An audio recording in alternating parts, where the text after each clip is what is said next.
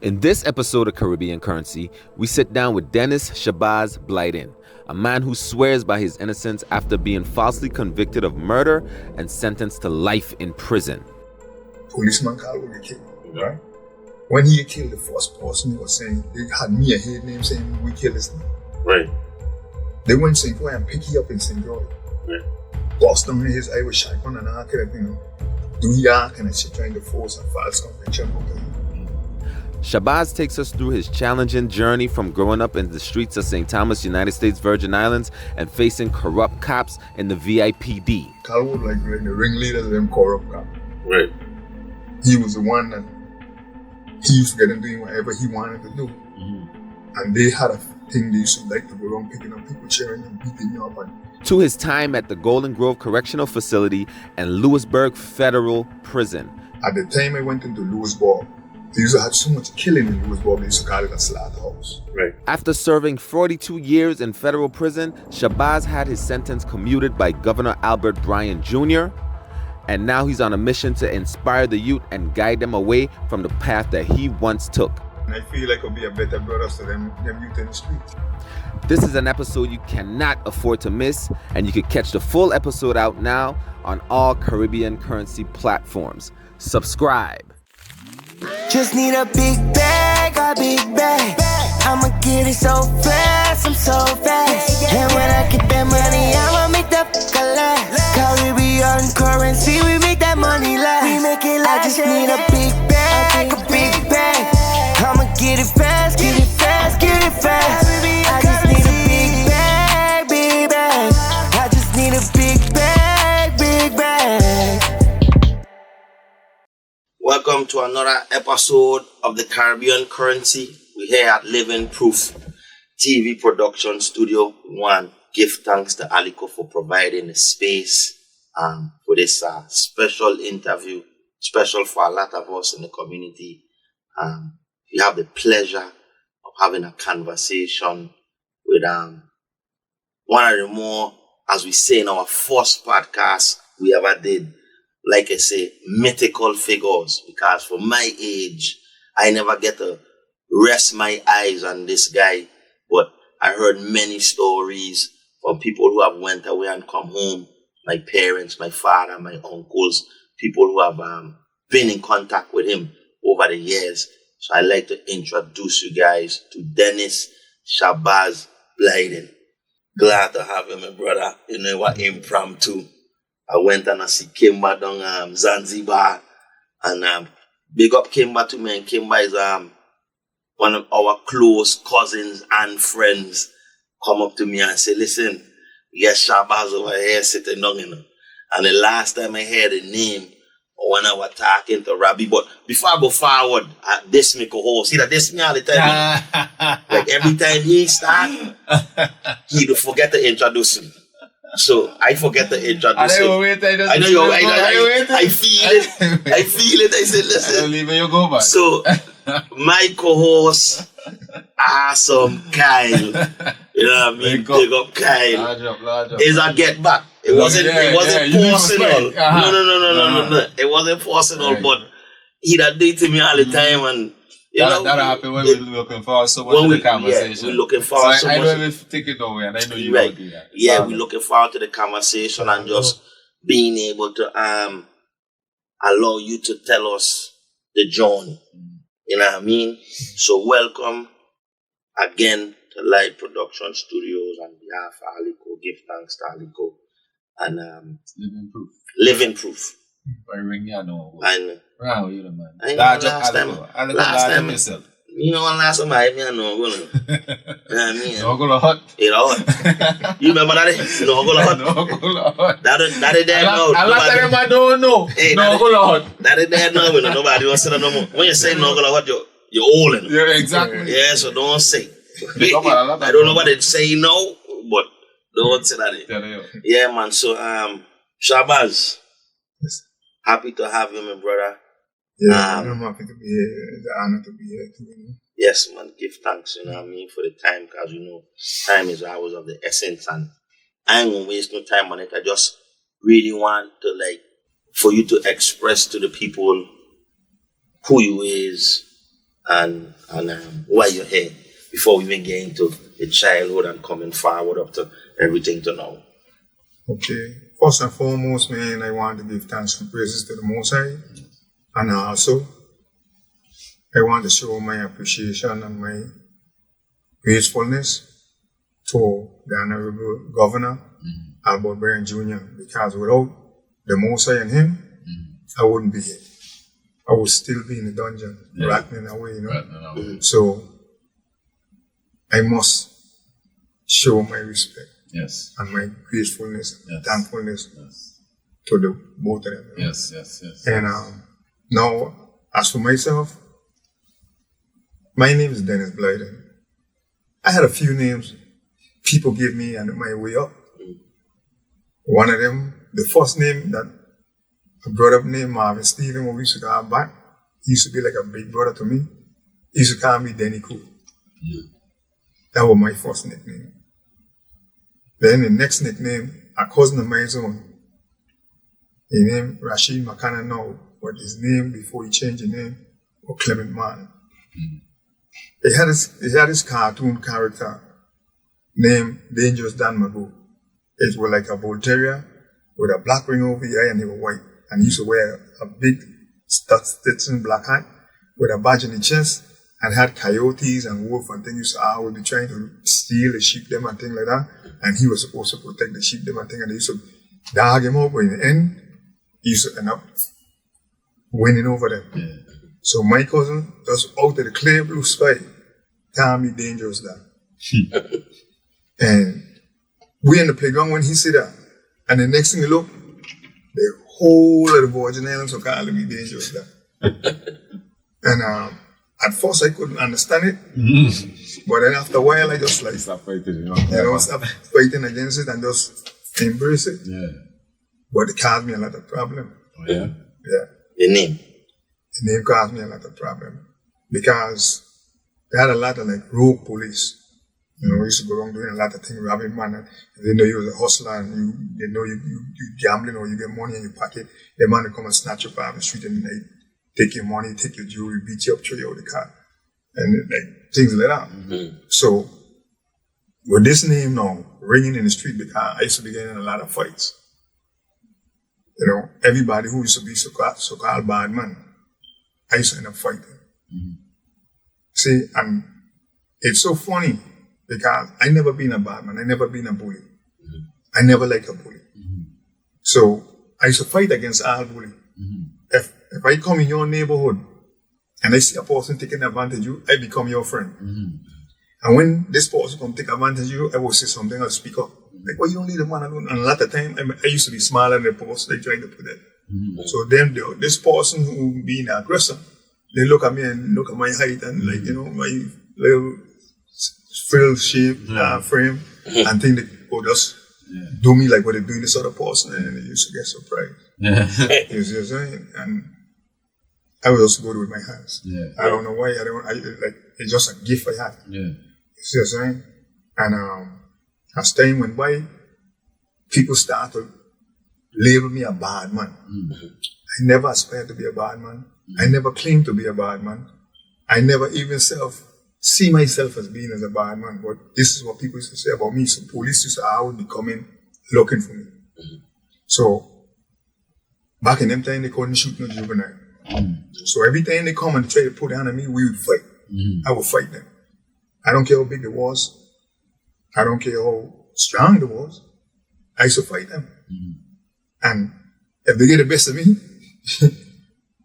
I coming back. I constantly coming after them because that's the way my mind was built.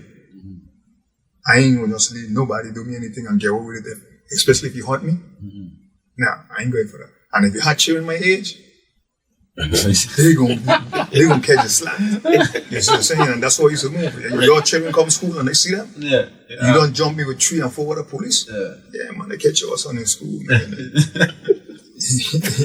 Why can't do you ain't gonna do it? You know what I mean? But that's how it was coming up. You know? And I started off with my grandmother. As a little infant, my grandmother took me. I've been in Tatola for the first 5 years of my life with my grandmother and my great grandmother. I grew up in a farm in Langlo. Tatola. My grandmother them had cows, sheep, goat, chicken, pig, you name it, they had it. And then her brother them and things used to just be fisherman. So everything we were eating and or grown or coming fresh out of the sea, or when they butcher like a cow or pig, and then every family member coming and getting a chunk of piece of it. Right. And that's the kind of environment I first started out in. So when I come to the age to start school 6 years, my mother come and take me away from my grandmother. And that kind of like threw my whole life out of balance because I was so used to this country life. Yeah. And then my mother come and just take me and dump me in Savan in the middle of Jungle. you see what I'm saying? Like where we live at Bar right there. And what year this is? I born in 57 and I was 6 years. So at 6 years, go 57, say 57, 58, 59, 60, 61, 62. 62. 62, I come to St. Thomas. How that was? That was like, now when you see people coming from Long Island, now that a lot of us who from Tatola been here for so long, we don't see ourselves as immigrants, but we just see other people. What did you feel like an immigrant when you come here? No, I didn't feel like an immigrant because, as I was saying, when my mother come and get me, my grandmother and moved to St. Thomas, and she started living along the field, right across the street from the recreation center. Right. So I used to spend a lot of time over my grandmother. Right.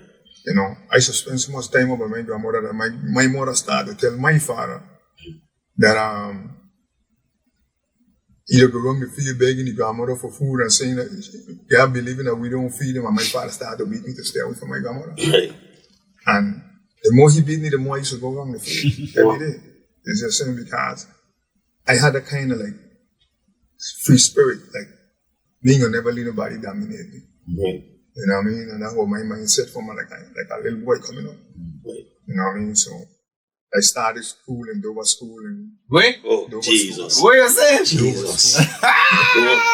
Dover School like that. He just get a blind. He just get a blind. Hey, in my time, you don't know what Dover School is. It's like God school. That was school with it too. Yeah, But Dover wasn't original, that was in Mecca. That's where it started. That's what mine them do. It started in Dover Bulldogs School. are joking. I went first, second, and third grade in Dover School. Yeah. Getting a fight in Dover School. Yeah. And the following year, they ended up sending me to Junior School. Yeah, do it. Went Junior School.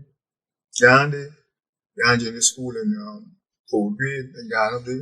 Everybody saying it's champ for fourth grade. And they champ on this and they champ on that. And I sit back and I listening to the saying and they're like, what? Hey, fourth grade, so he could be champ for fourth grade and he could be champ. Yeah. And ain't none of them man fight me yet. Yeah. You know what I mean? Right. So I voice my opinion. Like, yo, I could be champ of fourth grade and you know that. Right. We decide we're gonna fight and we get a fight with a few dudes and end up beating up them, doing nothing of them, doing whatever it is happening to establish my position that you can't be no champ while like that. Yeah. Right. Until you beat me. Yeah. You see what I'm saying? Right. And then I ended up going to Commander School in 5th and 6th grade. And it was the same thing over again. And then when we get ready to go to 7th grade, we were supposed to go Charlotte and Mali. But they opened Wayne Aspinall Junior High School. Vietnam. They call it Adelita Conquering afterwards. But she used to be the first principal of the school. But when we get on there, it's like every junior high, every elementary school, 6th grade, for the first time, everybody in every one of them schools had established a position in them schools, had established certain ranks. You know, we had certain people who had a lot of respect and a lot of bully and things who had a lot of clout. Right? But all of them get dumped right there in that one junior high school. And that set off like an avalanche of fights. Yeah. Everybody wanted to be the champ in the school. Everybody wanted to be the top dog in the school. So everybody started fighting. Yeah. So in between that day, to me, I used to like fighting so much that I was at home with it. So every day we're knocking somebody out. You know what I mean? Every day I get in some that kind of fight in the school. Yeah. You know what I mean? And till like, after a while, like, ain't nobody else want to fight me. You know, so. Last time you were still one of the smaller dudes, right? I was smart.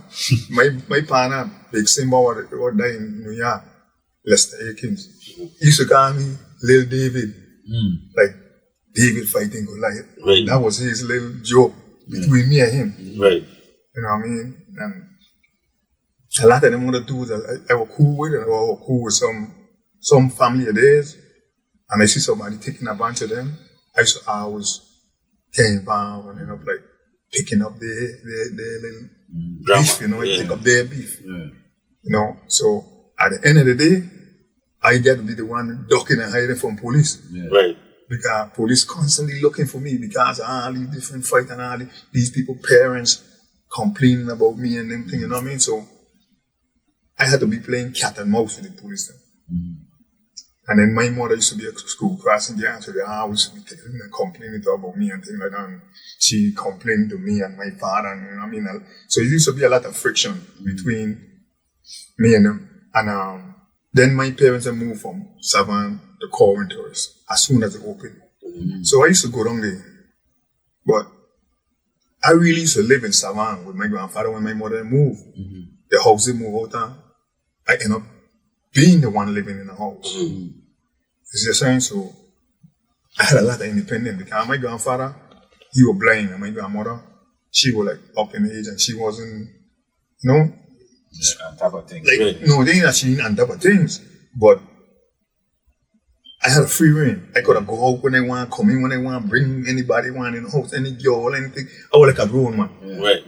In a sense. That give me so much independence. I used to be out my house going dance and things. When I saw you supposed to be that too, I was a juvenile, I ain't supposed to be no pilgrim terrace or no dance or down like bamboo share and all the place. But I used to be like the youngest dude in the street on all these older dudes. You know what I mean? I used to be on all them older dudes that had the reputation in the street like Bull. Your name Austin Pickering. Rice Coleman. All these dudes I used to be wrong, and these dudes were some vicious dudes. These dudes were really these dudes here used to do people some of the most wickedest things. But being around them, they never come at me like that. And being around them is what actually helped me to shape me into being who I become. Right. Because I used to watch them doing those things, and I used to say to myself, I'll never let them do me that. Yeah. You know what I mean? So all along the line, they're making you start thinking of killing. Yeah. And doing these two that kind of craziness, because to me, that's the only thing they will respect. Right. Because that's all they used to do to people. Yeah. And then they had these couple dudes used to be with younger dudes used to be trying to like groom and mentor to be like how they used to be. So every chance I get to go up against them dudes, I used to be at the best of my game. You see what I'm saying? So I used to actually shut the whole thing down. Right. You know what I mean? So that's when people start like they actually start to identify me as who I is and why I is, and be calling me these different names. Right. And as I progress, I decided that nobody call me dangerous. Because it was causing me a lot of problems. Right. You see what I'm saying? It come so bad that I was like cut in school in 8th grade to go St. Croix to fight man in St. Croix. But saying it, you know, you know, cut school and go St. Croix. You cut school and end up in St. Croix. Hey, listen, Like I cut school and I end up in the ghettos. this is what happening, right? This is what happening. A round trip ticket to go on until it's able to St. Croix for $11. Wow. Jeez. For $11. A wrong trip. A round trip. For $11. Could use that. So how you end up in thing in Croix though? Like how that? Your name are ringing bell. Hey, listen. What's Okay. that for you in Croix? But this will happen. Dudes I grew up with in Savannah, they end up in the UK center. I've been in the UK center too. Yeah. It's saying that's what I meet Miss Loda Fenner, which was Judy Gomez them and Sky them more. Right? Okay. I'm gonna get back to that. I'm gonna go back to how I end up in St. Croix. Yeah. Like, I had friends that were in the UK center, gonna all them dudes, you know what I mean? Akmal, all them dudes were in the center. You know what I mean? Them man are getting sent to Insula. What they call YRC today? For Insula Training School. It was like a farm camp for juvenile delinquents. If you catch thieving or doing some craziness, or you get in a fight and you stab up somebody or something like that in school, you go to juvenile court, you get sentenced, you get your time, they send you over to Insula. When you go to Insula, it was like a youth camp. They would teach you to farm. Back in them time, you lawn plumbing and carpentry, all these things. You see what I'm saying? But today, they got like a jail. Right. Which I didn't condition. I never do that. But anyway, my friend them will call me. Hey man, I get this execution dude over here saying it sounds like, yeah, but you and you can't be here and this and that. And I go, yeah, all right. Tomorrow coming over. You know what I mean? And then you go, tomorrow. This 8th grade? Yeah, tomorrow I'll go to school. I go to a different pair, like, back in them time, you had them pretty nylon t-shirt and them thing. Them silky nylon t-shirt. Yeah. I go with a nice pretty nylon t-shirt and an extra jean pants. Take off my grey pants and my yellow shirt. Fold it up, put it in my locker in school. Walk out in school and go catch until it's boat straight in Croix. Go catch a 50-cent bus, book, go down in Insula. Go call him. You know what I mean? Tell him, come pay your pay. You know? Or if they go in junior high school right next to Kennedy. You see what I'm saying? So I go through Kennedy, go there, meet my partner, what my partner is telling me, they're away. And we go, get that, do my thing. And you catch a flight back, sit down. No, I girl a little bit. Oh, Most girl. Can't be a rock man. Once you go over there to fight them man and the whole school watching the same. And the girl them like in the victor. Yeah. You know what I'm saying? So you ain't going straight back. Which girl like yeah, cool. You know what I mean? Then I start like. So let me get this straight. Rockman been girling Cruise girl for years. Hey, listen. I'm gonna tell you something, right? Insula being in St. Croix, right? But they had more Rockman in Insula than Crucian. Right. So Rockman used to dominate Insula. You check? When you go from way back from like before Ali them days, Ham, you come from Ham, you come from Racy them, Bull them, Ali them. Them dude was the dude them used to run that place when they were in them place. Right. You see what I'm saying? So as it went on, my partner Elijah, what get shot in the police, like tried to kill him and shoot him in the face and things. All them do they were like, it was like a succession. A centurion that were on top echelon in Insula. Right. You know what I mean? They always being the one them that was the most respected and the most feared in them jail, and that jail, I should say, in a youth camp. Right. So you mentioned you tell a man no car youth, he does that. So what your name changed to? I changed my name to Shabazz. Really and truly a cousin of mine's own. We used to go, my mother used to take me to New York a lot in the summertime, either New York or Philadelphia or Georgia. She used to always go to the state. Right. And I had a cousin that used to be in the Panther. Oh, okay. And then she went into the Nation of Islam. And she gave me a name. Khalid Abdul Shabazz. That's what she called. Khalid Abdul Shabazz. She said that's your name. Don't use the white man name. So I used to tell people what my whole name is, but people choose to call me Shabazz. Right. So I just leave it. Shabazz. Is that it? Shabazz. So coming up are rough then? By choice or just by necessity? Coming up in Savan, let me go back a little bit. Coming up in Savan, right? Everybody used to like people who could fight, right? So every bad man had some little youth man that could have fight, that they used to move like that, like they mentoring, like they bringing along. And they had this dude named Moggy. His mother had a little grocery shop right there by Red Ball is, before the Red Ball bended. And he and Bull and all them used to hang out. And all them had these little young dudes to be wrong them and get them doing all kind of craziness to people and other little children and things, you know. So I used to, as a youth, I used to be all over the place in Savannah. I used to be all two people yard, all up, two people house. I used to just roaming all over.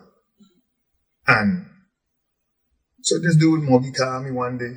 He tell me, this dude, say he brother could beat you and them thing and bam, bam, bam. I was like, who this dude is? Man carry me up in J&J school and bring a dude. They come fight me. Right? And this is so crazy. This is my first fight.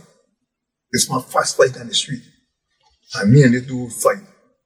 But the fight wasn't really, when I went home and I bathed and I eat and I lay down on my bed, I couldn't sleep because it keep playing back in my mind, playing back in my mind, playing back in my mind. And I realized, me and this dude are wrestling. Mm-hmm. He come in, I slam him down, and he turn me, and I turn him back, and it's like a lot of scrambling, you know what I mean? Mm-hmm. And we fight like that, and we get so tired that we go fight no more. Mm-hmm. And then the man break it up and say, okay, tomorrow I go fight again. But when I was walking going home, I was so exhausted. Mm-hmm. To walk from Savannah by the basketball court to my house where I live. It was a little distance, but we're in the farm. Mm-hmm. The sun feel like I was going to pass out. When I get home, the sun I sit down, drink a bunch of water, catch myself, when get a nice little cool green water bath, eat a little sandwich and things, lay down in my bed all night. And I realized, you know what? None of we ain't no face. So the next day I went to challenge to do. Next day, as I see him, hey, listen, we're going to fight this afternoon. And you know me, we're going to fight, you know. I said, we're going to fight this afternoon. You know what I mean? And he didn't want to fight. So I wasn't no Bahama, so I wouldn't hit him or nothing because he didn't want to fight. Yeah. But the man went and bring another dude. And that's when I started to develop this punching thing. Mm. You see what I'm saying? Mm. Dude come in front of me, hit him 2 spots, bam, bam, knock him down, and you know what I mean? And from then I realized, like, well, this is the way you're supposed to fight. That's the most efficient way now. This is the way you're supposed to fight. Like, exhaustion, So every time they come up in me and they want to bump chest and everything, I leave them bump the chest. But when I back off and I throw the punch, I mean, wherever, you know what I mean, what happen after that. You see what I'm saying? Right. Please don't fall, because when you fall, you ain't getting back up. You know what I mean? Your people are going to come and stop me from just brutalizing you. I should just get in that zone. Right. Roughness. I mean, we kind of grew up the same way in the ghettos, you know. All of them, you're supposed to fight each other and do different things, you know what I mean? And knock the thing off your shoulder, and you know what I mean? But see, in my time, right? In my time, when I get hooked up with Moggy, it being like a street fighting thing. Yeah. Them man went in high school. Yeah. I went in elementary school. They used to go to school and bet dude in school that they get a little man that could beat their brother and move on. Them man betting money. And them man would take me and carry me and man us a bus and we go ask me, they're all over the place. And whoever they put me in front of, they better be good. Because I wasn't playing with nobody who come in front of me, man. And them man would give me money. Right. Back in them days, my son, so I got a lot of money, but when people turn around and give me $25, you give me $50. A little youth. Yeah. To me, a $50 was like a grand to me. Yeah. You see what I'm saying? And this man will win money and then anything I want out of his grandmother's shop. Special party, anything. He used to come and give me whatever he want. I like, wow. That's what I'm going to ask. What was the motivation? You know, like, feel like, you know what I mean? Listen, there were 2 things. Right? The money and the excitement. Matching wit and skills with other people. I used to love that. Because when I used to go around recreation center by my grandmother, I used to stay in recreation center all day long and I'm perfecting my wrestling game. Right?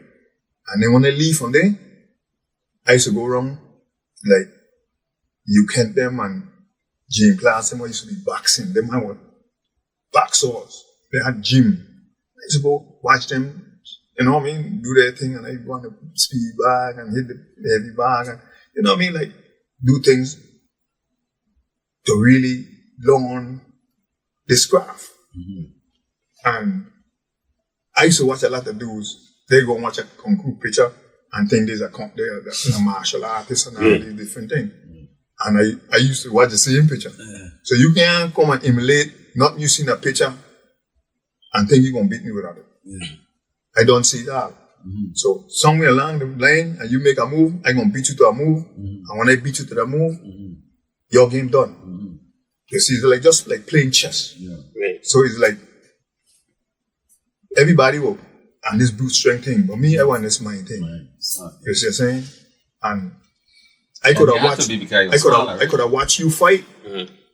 I don't care how big or you is. You could have been a grown man. I could have watched you fight, and I could have see where I could beat you at me and you fight. And I used to tell them, man, playing off, you can't beat me because I see where your weakness is. And anytime me and you fight, I'm gonna exploit it. You check? And that's how it's just like that's how I was being moving when it come like this fighting thing in the street. And then it like after a while, like everybody else say his name and everybody start to know who he is. And I started getting a lot of people around me, a lot of friends, people who were like weak and people used to take advantage, used to come around me because they know I can protect them. You see what I'm saying? And I used to just be in any hood, every hood. And I was just a cool dude. And then I go good in basketball and baseball. From Little League and B League, all the way up to Junior League and then, you know, until I went away. Yeah? But it being a thing like, where like, everybody had somebody you used to look up to in the hood. Yeah? So, Moggy is a dude I used to look up to. Moggy and Bull used to be together. But Moggy was a type of dude. He used to be like Bull conscience. You see what I'm saying? Because Bull was the type of dude like he'll do you anything at any time. But Moggy said, man, hey, Bull don't do that, man. He ain't gonna do. I don't know what kind of relationship they had, but I noticed that from a young age. And when Moggy pulled me under the wing, Bull had a dude he used to call Bull Frog and other dudes like he used to be trying to mentor like him. And when he bring them to fight me, and you know what I mean, I just used to just dominate this dude. And he and Moggy, they used to be always at it. Like not physically, but I was like, I gonna bring this other little man here. He can't be this man, and you know, constantly. So it being like every day, I know I gonna get a fight. It's a sport at this point. Yeah, and every day, I used to look forward to this fight. You know what I mean? But so it's crazy because like I always say, environment is so serious and so influential. So you naturally had that aggression in you, right? I wouldn't say aggression. I would call it a gift. Yeah. You see what I'm saying? Because my grandfather used to always tell me, man, you should be a boxer. But I used to listen to it and I didn't used to study it because I never see myself as being a boxer. Because I used to like the street. I didn't have the discipline to be a boxer. At the same time I trained Julian Jackson used to try to get me in the gym with him. But look what he used to do. The day when they spine, all Labot and Sinclair Daniel and all them spine, what were Caribbean champ and all these things, IBF champ and them thing, I used to go spar with them. But when they come for like running and hitting bag and this heap of exercise, it's a nigga and get all in. You know what I mean? I go play baseball or go shoot hoops. You know what I mean? I ain't had no time for no gym like that. You see what I'm saying? But once you're strapping up and you're pointing and glove, I used to like that. That's my thing. You know what I mean? Like getting in the ring and me and you exchanging, you know what I mean? Like, you see what I'm saying? And along the way, I learn it. Because the things in my mind I playing with, that I want to get in the ring, I want to see if it will work. You see what I'm saying? But my thing wasn't to be no pride fighter in the ring. Like I fighting in the street every day. You see what I'm saying? So I just trying to perfect this art. So when I get in the street, I will have an advantage because I have something in my mind that I work on that most people who come in to fight me don't expect me to have. And that used to always be to my advantage. When did the shift happen where it went from fighting to something more beyond fighting? Okay, this is where the shift went. I moved from Savannah. So I no longer run more with them no more. We moved to Coventry. As I say, I never moved to Coventry, but I used to spend all my days in Coventry, and most of the time, if I don't feel like going back home, I would sleep down there. Right? So this is a new project. So new people coming from all over in this project. Right. And then when this project opened, the people that were living in Contant and above the hill and Limbo Bay behind the project, Yeah. they used to come down in the project and try to bully people in the project. So I find myself like this is a new territory. Right. It's yours. You know what I mean? Like I didn't look at it as being mine. Right. But I just look at it as like, wow, this is a new experience. Right. And I didn't like the idea of them dude coming out the hill and jumping and beating up people in the project. So I started to like speak out about it, and I started to like get in fight with them dude over it. And certain people that come from Savannah were living on the hill, you know, like bought and tipped them and Kindu them, the Snyder them and things, all the way were good from Savannah. So being I and me and them man grew up together, and me and Kindu we started school together in Dover School. And we're friends all the way till when he died here in Atlanta. God, you know, bless his soul. But we click up. We always hang out with one another, go jolling with one another. So we started, we used to establish this West thing. You know what I'm saying? Then we start calling ourselves West man and this and that, you know what I mean? So certain people in Savannah feel away because they feel like it's theirs. Yeah. And then I grew up in the West. Right. So with that split, a lot of people start getting envy and kind of jealous, but that's all they could do because they know if they come and they bring that aggression or that violence, they'll meet it. Because I wasn't the type of dude to back away, sidestep, or even like, you know what I mean, give your gun. Right. You know, once you bring it, just how you bring it is how you want to get. So with me being in Coventry, we start repping Coventry, going to school in Wayne Aspinall. It like put the West on the map. You know what I mean? Because it being like Savannah, Rumfield, ghettos, they used to be the top down then. Right. But when one started to rep the West, we pushed the West up there in the town. You see what I'm saying? So I've been cool with a lot of people in all these different hoods. You see what I'm saying? So I used to flex with or ramp with so much different people. So I used to keep it together. Right. Like a lot of time when the different projects looking together in beef or the different areas, I could have stepped in and said, like, what's going on here?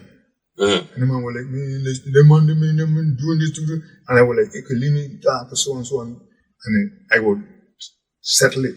Like, if they are, man, I need to kill that, and boom, boom, boom, you know what I mean? And everything will be good.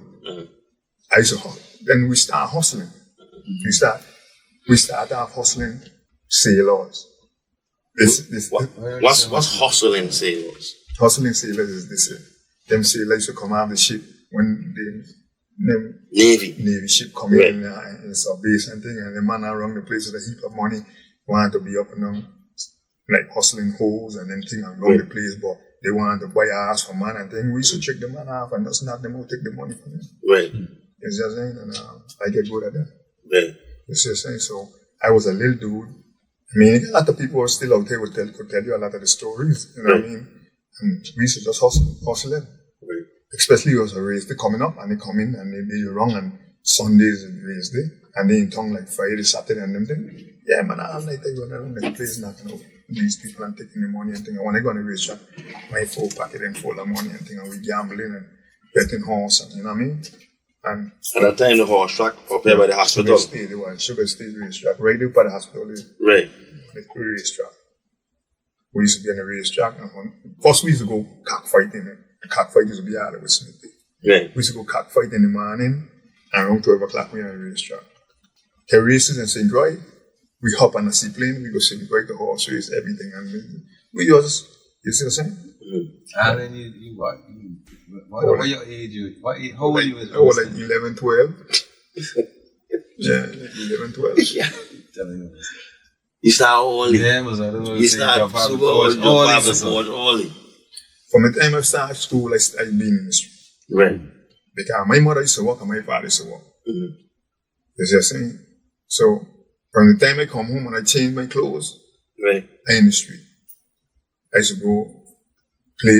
I always used to like to play baseball. I fell in love with baseball watching my uncle Mario. They used to call him Smiley. He used to play with the Judicial. He used to be center field. And as a youth, with my grandmother, she used to go in the field to watch her son play baseball. Right. And I used to be with her.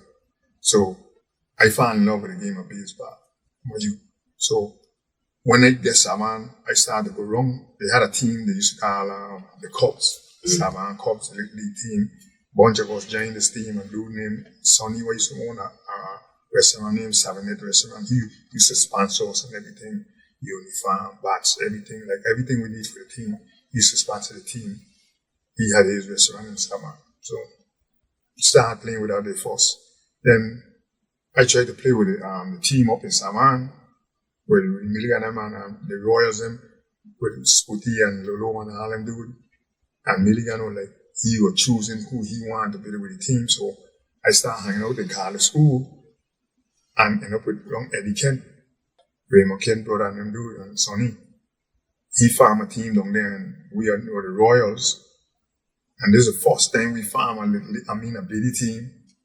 And we play biddy and we ended up winning the whole championship. You see what I'm saying? Right. And we play against Willie P with them, the Hawks out of the ghettos for the championship. And that team used to be winning with like Akilem come down. They used to be winning the championship all the time. Right. Until when we beat them. Right. Akilem. Yeah. Yeah. You see what I'm saying? Then we beat them. That's when everybody started to recognize man's skill in basketball and baseball. Right. And ever since that year, every time I play sports, I used to make the star team in baseball and the star team in basketball. Right. So. And at the same time, still fighting in the street. By the time I started playing a lot of sports, that fighting thing I tape off because ain't nobody else wanted to see me. Okay. Right. It's the Okay. same, I've been on a different level now. Yeah. It's the same way I had a certain amount of respect. Right. And anywhere I go, I could have keep things level. You know what I mean? My mind, if I went off from fighting and thing and being into more hustling, getting money. Yeah. Right. Now money get the thing, we want to be sharp, we want to get the best shoes, the best clothes, because we're looking for the best girl. Yeah. Right. You know what I mean? You want to get big money in your pocket, flash, then girls see money, they want to come around you. You know what I mean? Right. Everything into this predicated by having more money. Right. Okay? At that stage in time, none of we didn't know what love is. Yeah. All we are looking for is to get them your crutch. Right. When we were young. And it just been a thing with all of us. Yeah. Who used to be in the street, used to be into this. Yeah. Everybody wanted a lot of money, everybody wanted, you know what I mean? Carry the girl, them come once a day. So too much change since then. Nothing changed, bro. They still hustling to look good, be sharp, to impress and them, yo. impress them, yo. You know what I mean? Ain't nothing really changed. What stage you start to get violent? Well, to be honest with you, right? When things start to change for me and my mindset start to change is when I start to see people put a trust in to uphold the law, who take a pledge to keep the law, be violating the law. Mm-hmm. Something that rubbed me the wrong way. Right. Like, wow, these people supposed to be police, they take out to uphold the law. They're doing all this crookedness in the street. So I decided, you know what? They ain't supposed to do it. And I started challenging it. Right. I started to speak out on it, and then they used to come after me, and then me and them used to get fight all over the place in the street. You see what I'm saying? So they turn around, and one afternoon I went to ghettos. I'll never forget this. This what really, really and truly turned me to the street. I watched them line up Alberto, Minya, Fatty Plus, Kwanzaa, Bakimba, and somebody else against the wall by the building. Alberto them building close to where the big tree was. Building A. And I see Roy Hadji went down the line, shooting all these men in the leg and it was cheap. and he shot Kwanzaa in his hip. He's who get Kwanzaa walking with a limp with a steel in his hip to this day. Roy had you pass away, the one. Roy and father. Yeah. Roy and father. Yeah. When I see that day, I say, you know what? It's time to start getting going. So I went back west. And I got my band in the west, and we used to go up to the Croix mountain, and we started breaking up in all the white people's house. They got black people in the gun there. Right. White people had all the gun. So we started breaking up in the house to get guns and everything. And when I get them guns, being going to New York and thing, and I see man robbing and doing that kind of thing, I started making money with guns.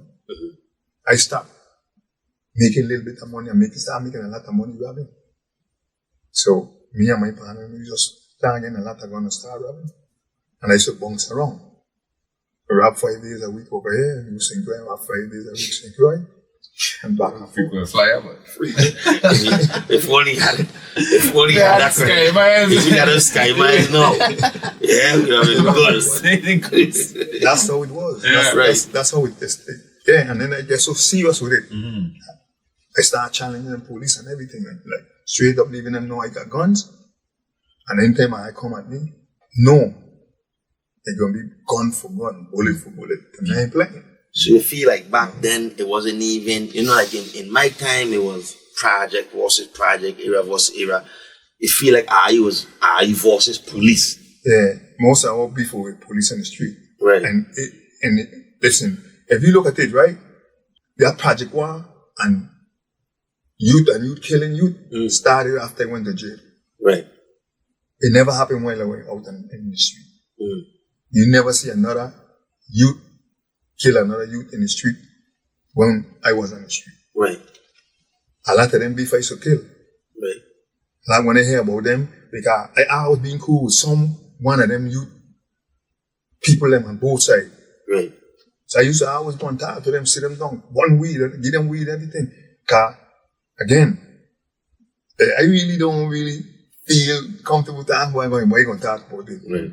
I used to be in the mindset, like they say, ain't nobody going to come say Damos and get rich, and we who in the street here ain't going to get a cut of that.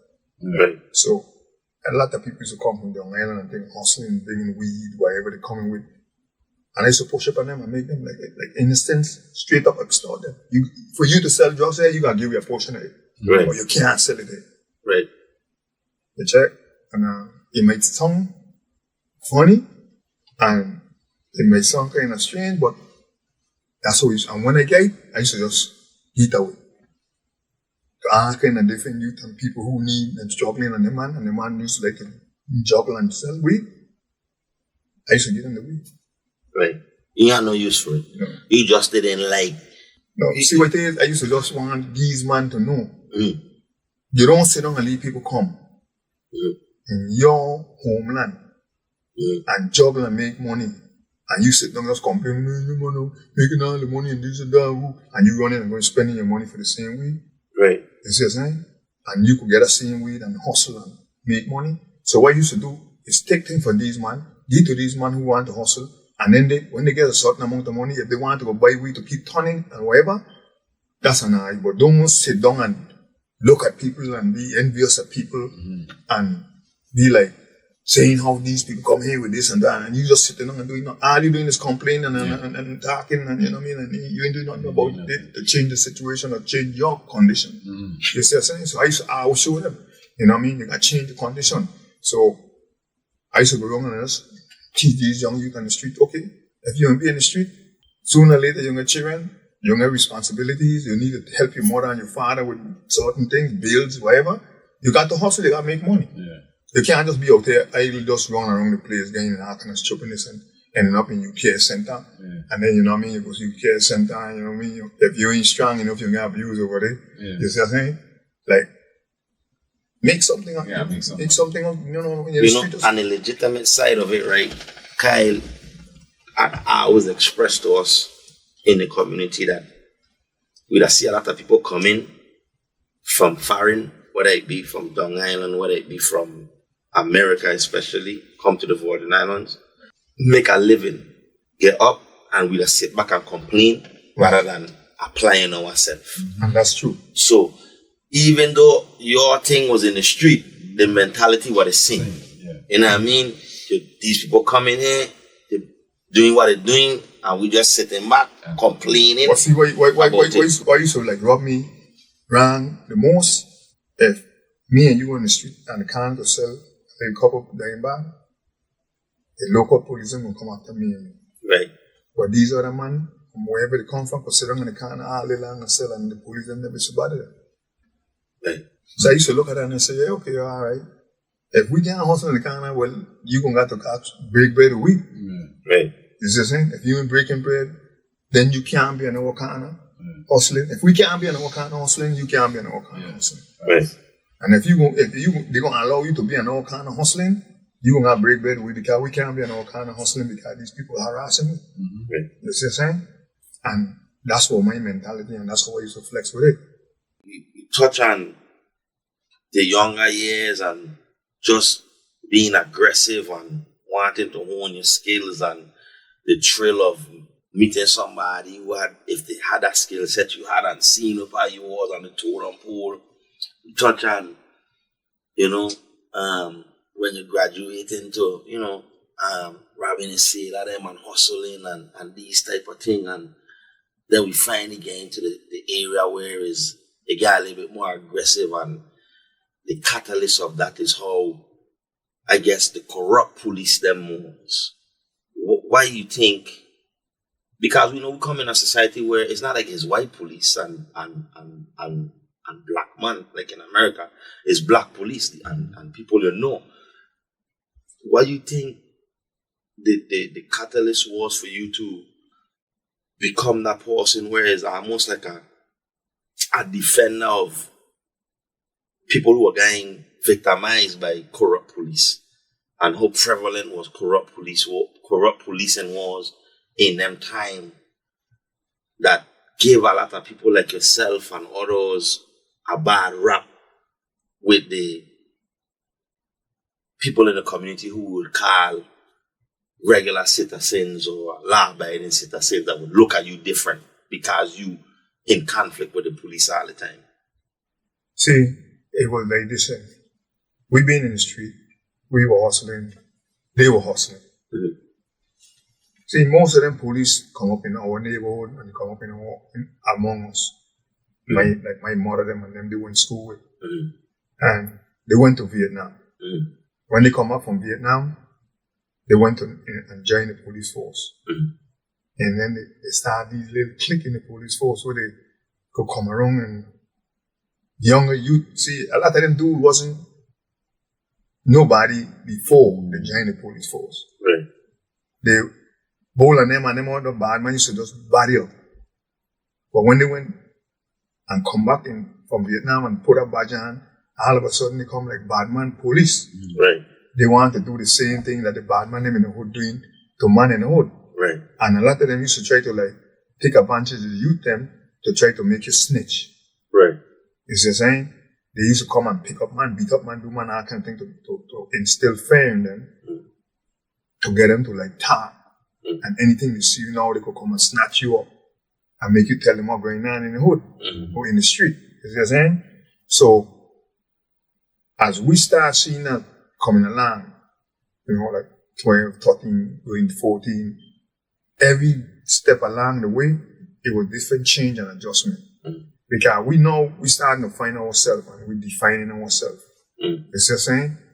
And these people will come after us, and when we do things, the media will be the one to put the information out there, or they're putting propaganda out there. You see what I'm saying?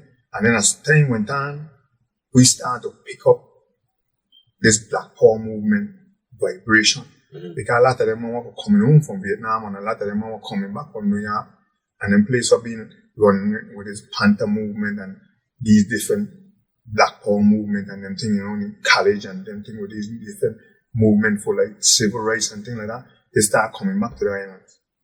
So a lot of this conversation was going on in the street. You see what I'm saying? So me as a youth, I have been conscious of our history and our past, because I had grandparents who said, talk to me about Edward Blyden and, you know what I mean, what he went back to Africa to do with Garvey and all these different people.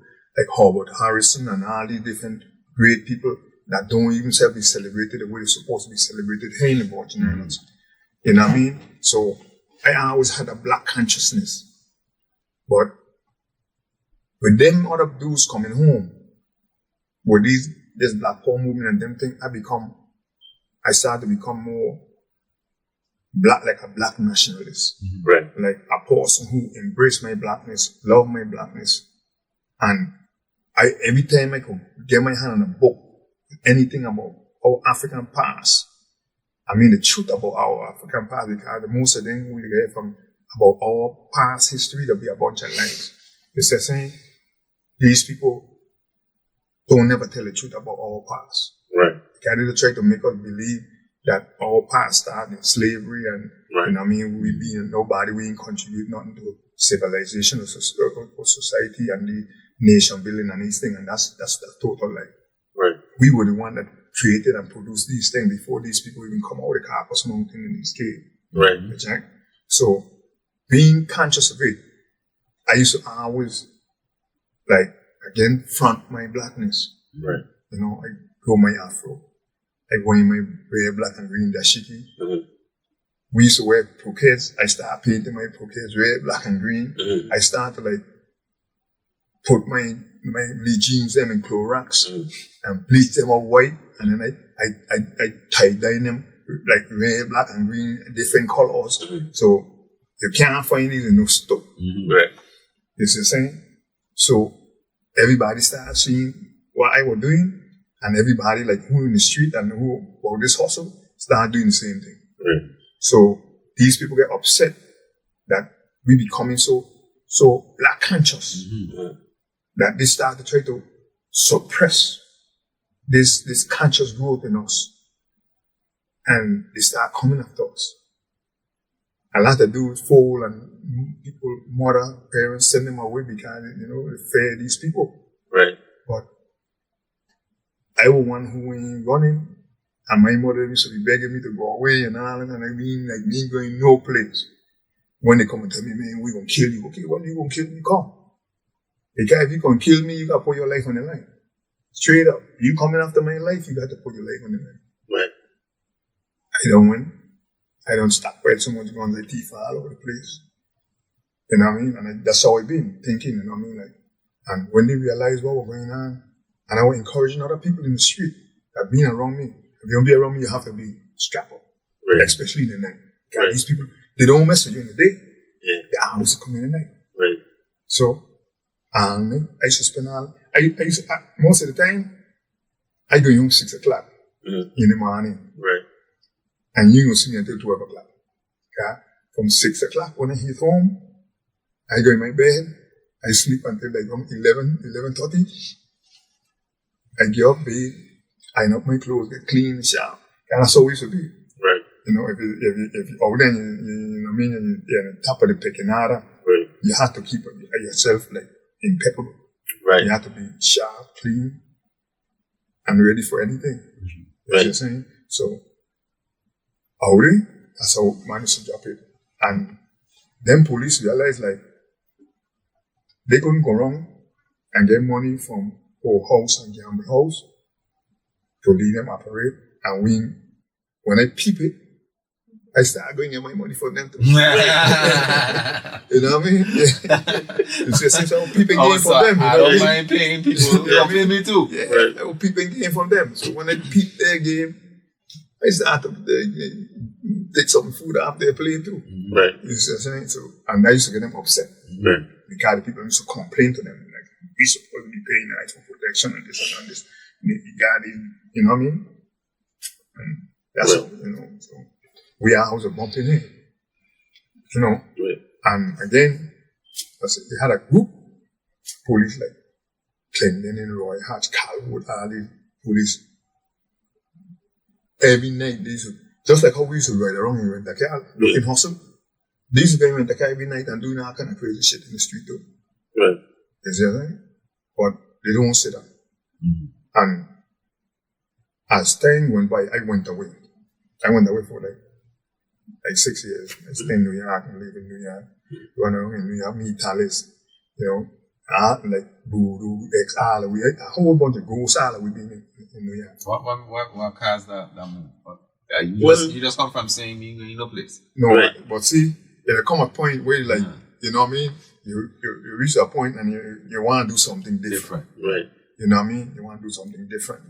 And again, this thing with me and them, I'm amping up to. Yeah. You see what I'm saying? Amping up. My mother started bawling. Yeah. People want to kill you and they want grandchildren from you. And like, man, like, so hearing this every day, like, it started to make me feel a little bummy. Yeah. Every day people telling me somebody will kill me. Yeah. You see what I'm saying? So I say, you know what? I need to get away from this a little bit for a while. So I went away. Yeah. Spent some time away. But my time away now, in that city they call New York, with all this movement, this black consciousness movement, the Nation of Islam. I'm gonna touch on that because that's you were saying like you had to start getting heavy in that back home wearing your afro and stuff, but that was the time when it was so prevalent. Around the 60s, 70s, right? That's when that it was really, really heavy. No, so when I went into New York now, we like right into the Mecca. You see what I'm saying? So when we went into it, we started like, you know, attending meetings in the Nation of Islam and we, you know what I mean, all these different black consciousness movement and them things, like the 5% movement. Like we are around all of this. You see what I'm saying? We're around all of this. So, and now again a chance where I could go to bookstore and get all kind of real information about Africa and African history, culture, religion, customs, dietary practices. You see what I'm saying? So I just, and in the winter time, I used to spend a lot of time indoors, just eating up this information. You see what I'm saying? Oh, they too cold, you know, I used to go out, but once I hit inside, I used to go in my books, and when I lay down in my room and I get in them books, it's like I in heaven. You know what I'm saying? I start reading things and about these different 5 first pharaohs from the Sudan that established Egypt. They don't even mention about them 5 first pharaohs. You see what I'm saying? I learn about Timbuktu, Maui, Mansa Musa, and all these people. You see what I'm saying? All these great empires that we had in Africa. You see what I'm saying? You know what I mean? I learn about the true children of Israel. Israel was his Hebrew. Right. Because these people saying that they're the real Jews. Well, if you're the Jews, how come you get a Hebrew language? How come you get a Hebrew culture, religion, custom, practices? How come you need Jewish religion, practice, language? You see what I'm saying? Right. So how I feel about it and how I understand it, from my studies, these people stole the Hebrew culture, history, custom, practice, language, everything. Because they don't have no language of their own. Right. You know, you're saying you're a Jew, how come you got a Jewish language? Right. How come you got a Jewish alphabet? Right. You see what I'm saying? And then, you know, when you go through the scripture, they're telling you. Right. You know what I mean? The chosen people of God will take out of the country in chain and bondage and scatter all around the world to be slave and footstool of all nations. Right. You see what I'm saying? These Europeans, what Hitler do, he never been, you know, bondage like that, being scattered all over the world. Right. And being no slave all over the world. So that don't fit them. Right. And when you look at our people fit that. Right. You see what I'm saying? Like how we were kidnapped from Africa in chains and shackles and scattered all over the world to be slave and footstool for every other nation. Right. You know, so as I get into this kind of consciousness, I evolve into something totally different. Right. So when I come back home, my brother went and do a little stupid thing I was trying to get him not to do. And I ended up in jail trying to protect him from going to jail. Right. So when I went to jail... When you made a decision that you were ready to go back home? Well... Like when it was... You miss it. I end up with my first daughter, mom. Right? And we been together. She wasn't here. She grew up out down here. All of us grew up in school and things down here. And she was my girlfriend, and then they moved away to the state while we were still in junior high school. So when I went away, I ended up running into her. And Rekindle our whole thing back. So we back to that old flame. So as time went, you know what I mean? You know, we end up having a daughter, and little misunderstanding happened, and you know, little friction come about. So I decided to come home. I said, man, like I had enough of the city. You know, I had enough of being over in the city here, man, like, you know, living this life, you know. So I come home with the intention to, like, you know, do something different. But when I come home, I meet it the same way, but it kind of like worse. You see what I'm saying? It's like, wait a minute, nothing ain't changing. You see what I'm saying? So as I went to jail, when we went to St. Croix in Golden Grove, like, they had a certain group of people over there used to just be like doing what they want to other people. And I just, when I went into that, I just like straight up bring an end to that. Right. As I'm saying, and it created a lot of people disliking and hating St. Antonio, but they had to respect us in it. Because I wasn't allowing you to do nothing to a St. Antonio person in jail, and it just goes so. Right. So with that, and plus me going St. Croix, I had a lot of friends in St. Croix. I had a lot of people that we were like family. So we and them, and them who were all in that cruise rack thing, we actually shut that down. So we become like a one Bosnian people, one Caribbean people, like it kind of unified all of us. So all of us would sit down and get weed, smoke, eat. You know, we live how we want to live in the jail. Because in these jail, it being like, you know, we used to respect all people, but if you disrespect us, then you're in disrespect. And after a while, when people realize like that they respect you, you get respect, everything runs smooth. We don't disrespect and we don't do nothing to like force the hand to come at you and think. We never used to go out and like how these young dudes do now. They just come and sit down and do and smoke joint in front of the police them and think, knowing that they have a job to do. These people, this is their job. It's just saying that this is their livelihood. They're trying to take care of the family with what they're making from the job. So if you disrespect them and you force the hand to have to come after you, then you have to deal with the consequences. You see what I'm saying? But in our era, we used to respect them. You know, we don't smoke in front of you. We don't come out in front of you and do nothing what we know that we ain't supposed to do in front of you. But you don't, if we trying to hide from you, you ain't got no right to come hunt and come where we is and acting like you want police either. You see what I'm saying? The same respect we give you, we expecting you to give you the same kind of respect back. And things just flow smooth. But then I come out of jail. How long you went in for? They give me, listen, I went to jail, I got sentenced for 2 cases. And people don't want to believe this. I went to jail, I got sentenced for 2 cases, me had nothing to do with it. And the man right now still living will tell you that I've been involved in some of that thing what I went to jail for. My little brother, went to a bunch of little man to break up in a grocery store. I keep telling him, do not break up in it. You don't need to do that. You see what I'm saying? If you want money, we will get money, leave. We don't need no food and things like that. Leave that. He still wants to do that. They try to help him. End up in jail for it. Right? Then I help him Miss Ruby Simmons campaign for Senate. I done infringement going on everything, like trying to like, you know, get people who is like 18 and over to register to vote and things like that. Boop, boop, you know what I mean? I spend all night down there with her. Here comes Talis and them man in a van. Come by telling me they're looking for to buy some weed. I know what I do. I know a little young dude, right? So I had a lot of weed and things. I tell them, man, to look for this man. Boom, boom, we looking for. I went in the van with them. First time they come, I ain't went in the van with them. I leave them and go. The man come and tell me the car, I'm finding the dude. So I get in the van with them, man. Gone with them, man. Tell them, carry the man where the man live and everything. The man get out of the van. I lay down in the van, fall asleep. When I wake up, I'll go into jail. Police stop the van coming on the hill up there by Altona. Stop the van right on the corner. And them man, Kwanzaa them and Kamba, done when take all kind of old clothes out of the man house and them thing. Then people find it in the van and knock all of us up. Wow. So I end up with 2 cases. You know what I mean? 2 cases. And I went to jail for that. But the honest good thing about it, Judge Christian gave me the same time for the 2 cases, but he won them concurrent. So you run one into the other one, and I only had 2.5 years. Right. Back in that time, you used to do a third of your time. Yeah. So, you know what I mean? I was good. Yeah. So when I went in the jail, I don't be mad for coming to jail for something me do. Yeah. And when I get in the jail, I just start wailing out.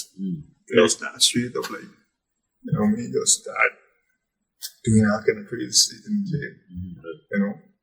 People used to have to go, you come in uniform 4 o'clock. I used to sit down by the kitchen and tell them, son, once I'm in the jail, come me. Right. You know what I mean? I don't feel like doing it myself now. And then people used to be upset about it, but you know what I mean? They used to, they used to leave me come in the yard and come sit around me and then begging me to go sit down and go inside, at least sit down in the dorm. And I used to be hanging no breeze in the dorm. I used to come up with anything just to, you know what I mean? So anyway, when they make it out of jail, they don't tell me they don't want me back in their jail. Right. And then when things progress, I meet back up with my partner, Lil Pasha. He come out of jail and we had similar ideas about our life. You know what I mean? He was like, son, listen, he's young man. Lil Pasha. That's Pasha, Antonio Rosario. Okay. No, Pasha. Not connected to Big Pasha. No. Okay. And a matter of fact, I have the mind that Big Pasha get his name from him. Okay. Okay. It's the same because the house is called Lee Pasha. Right. And when Pasha went to St. Croix to live with his mother, when he come back from St. Croix, he started saying he's Pasha. Right. My partner was done name Pasha already. Right. So I don't know if he heard that name in St. Croix and falling over the name and taking the one. But Lil Pasha or Pasha first. Okay. So anyway, when me and he meet up, he was coming out. He had do some time in Florida too. So he come down to be out to release out of jail, and me and he would talk when we go. We would get together and we would do the whole thing. You know what I mean? And we would jack it up on another scale and then blah.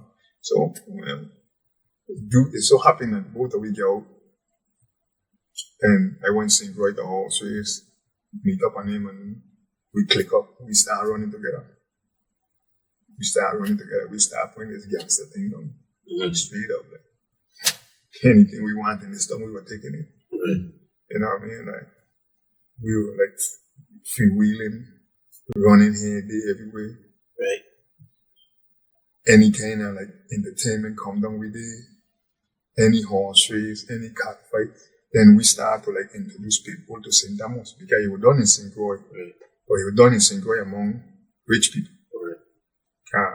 People like Dr. Shabazz and them, man, they were purchasing dog, herding dog, and fighting dog all about in America. Right. They wasn't fighting dog and about in them. But when we get around them and we realize what kind of dog these dogs is and find out about the breed and everything, we start to thief his puppy them and bring them St. Thomas and sell them to man in the street. Right. So when man in the street realize what they get, we start underground fighting dog. And so when you're in cockfight, you're in dog fight and then horse race. Yeah. So street man, and then all of us end up starting buying bugs and fixing them up. And it's the same. So we were like the original bug man them, dog man them. It's the same stuff like that. Right. You know, and me and he just used to hustle on a level like anybody out there hustling like that. Right. That fateful night, that fateful time that lead you to all these years. Talk to me about how that come about, how it transpire, how it shake, how you all the way to the gavel drop.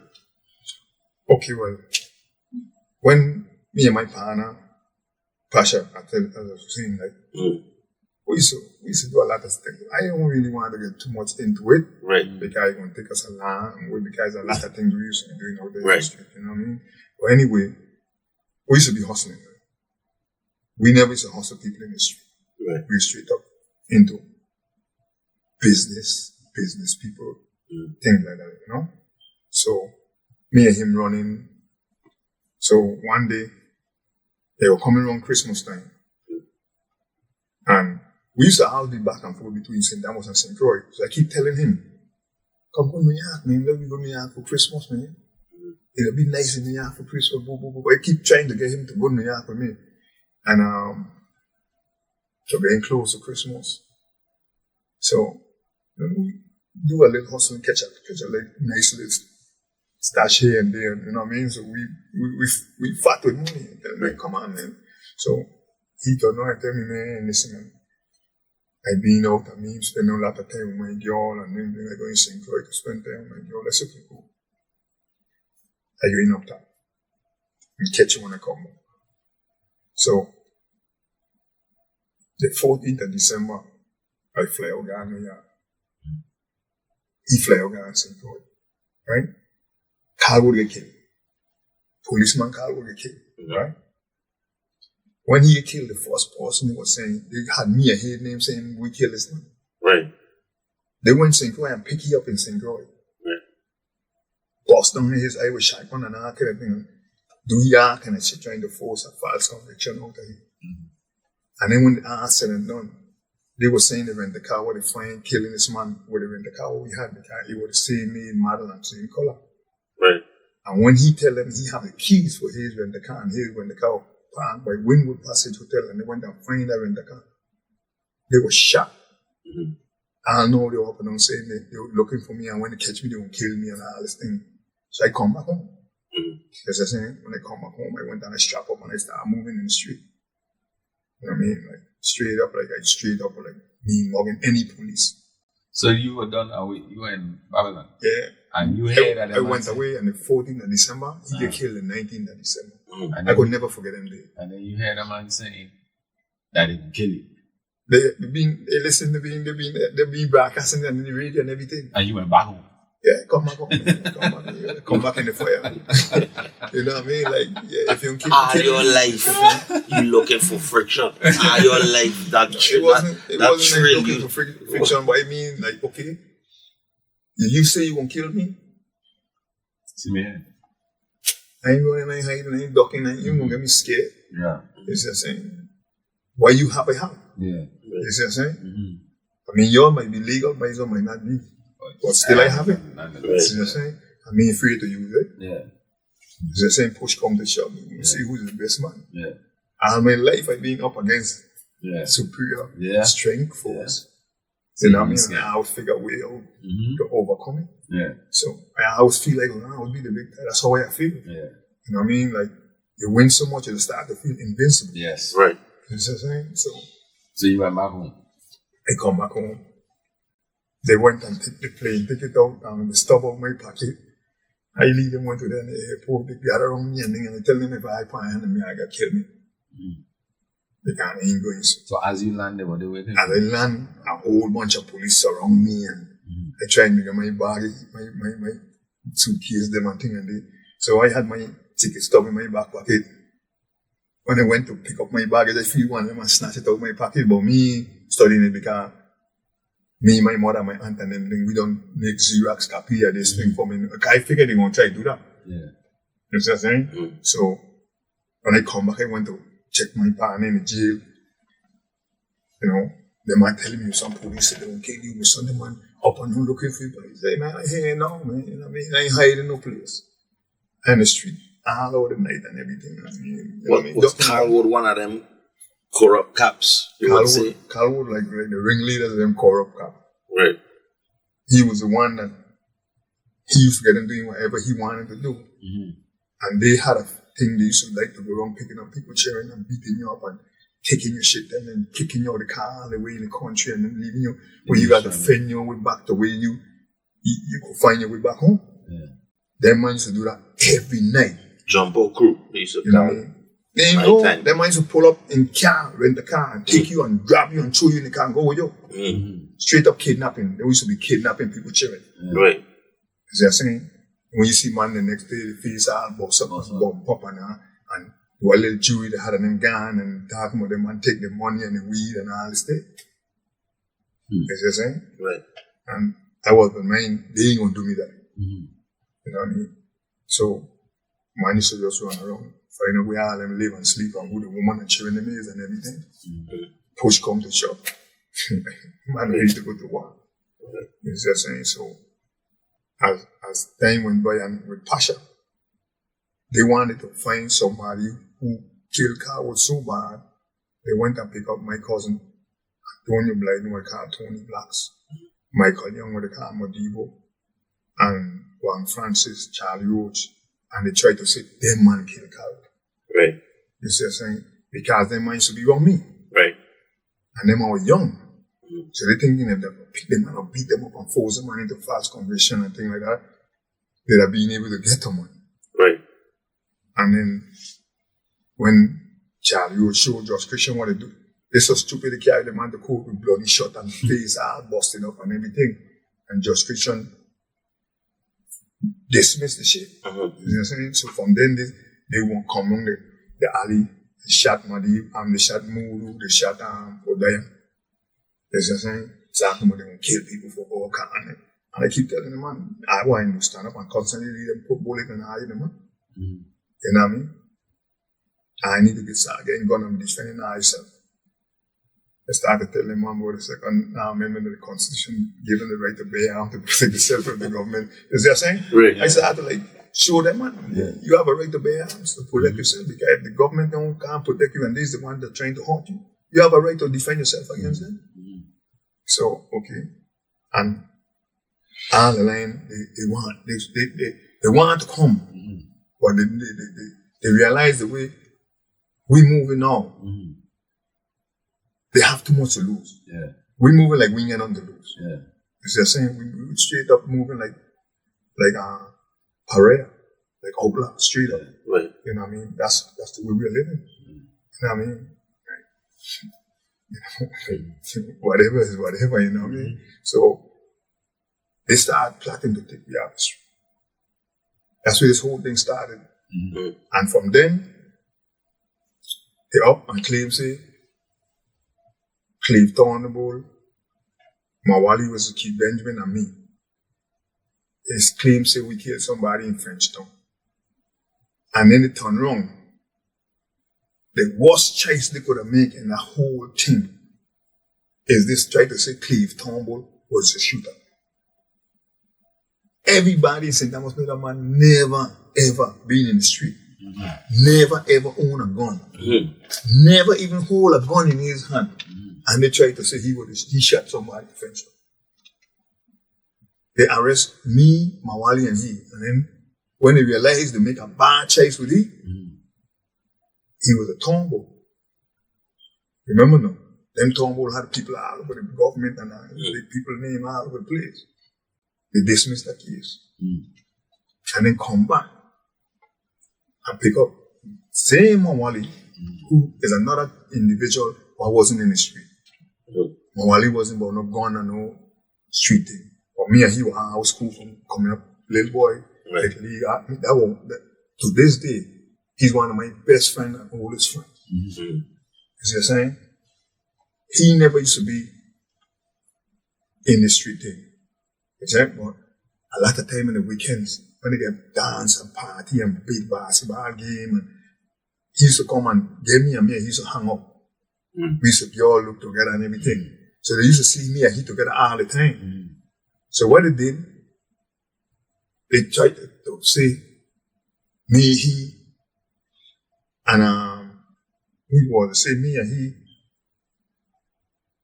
When they pick up and Lil Pasha and Jaffa killed somebody in French. We didn't kill nobody in French. He wasn't even French when they did the kill. You see what I'm saying? And that is what started off this momentum for them to put us in jail. We get arrested for it. We get bail. They put me on a 9 o'clock curfew, 9 to 7. 9 o'clock in the night, I had to be in my house off the street. And I couldn't come back on the street until 7 o'clock in the morning. Right? They had me on a 24-hour surveillance, saying that I was flight risk. Because they say, when I moving up and down, remember now, when I go in New York, I think I was supposed to be on probation. Right.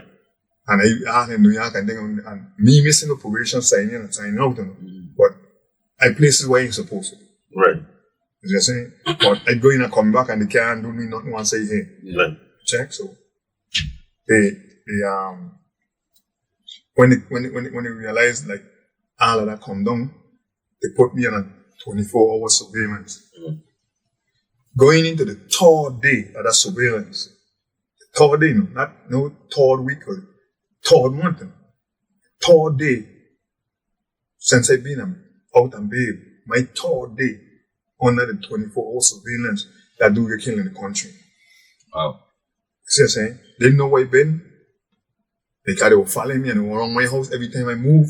Right. They're all over me. I used to stay away from anybody hustling spot and everything because I don't want to carry no police around. You see what I'm saying? So that's when I used to be with my daughter more than the most. Mm-hmm. Me and her would get to build our life together. Right. I was hustling, trying to get a piece of land to build a house for me and her. But when my daughter born, she was born in our own house and be in our own property and thing and everything like that. That's what me and Pasha were hustling for. He was hustling for he and his girl. I was hustling for me and my girl. Gotcha? So, a woman at the time, which is her mother, see, got pregnant with her. And she tell me, and it kind of like rocked me deeply because she tell me she dreamed that when she get pregnant for me, then people won't take me away from her. Wow.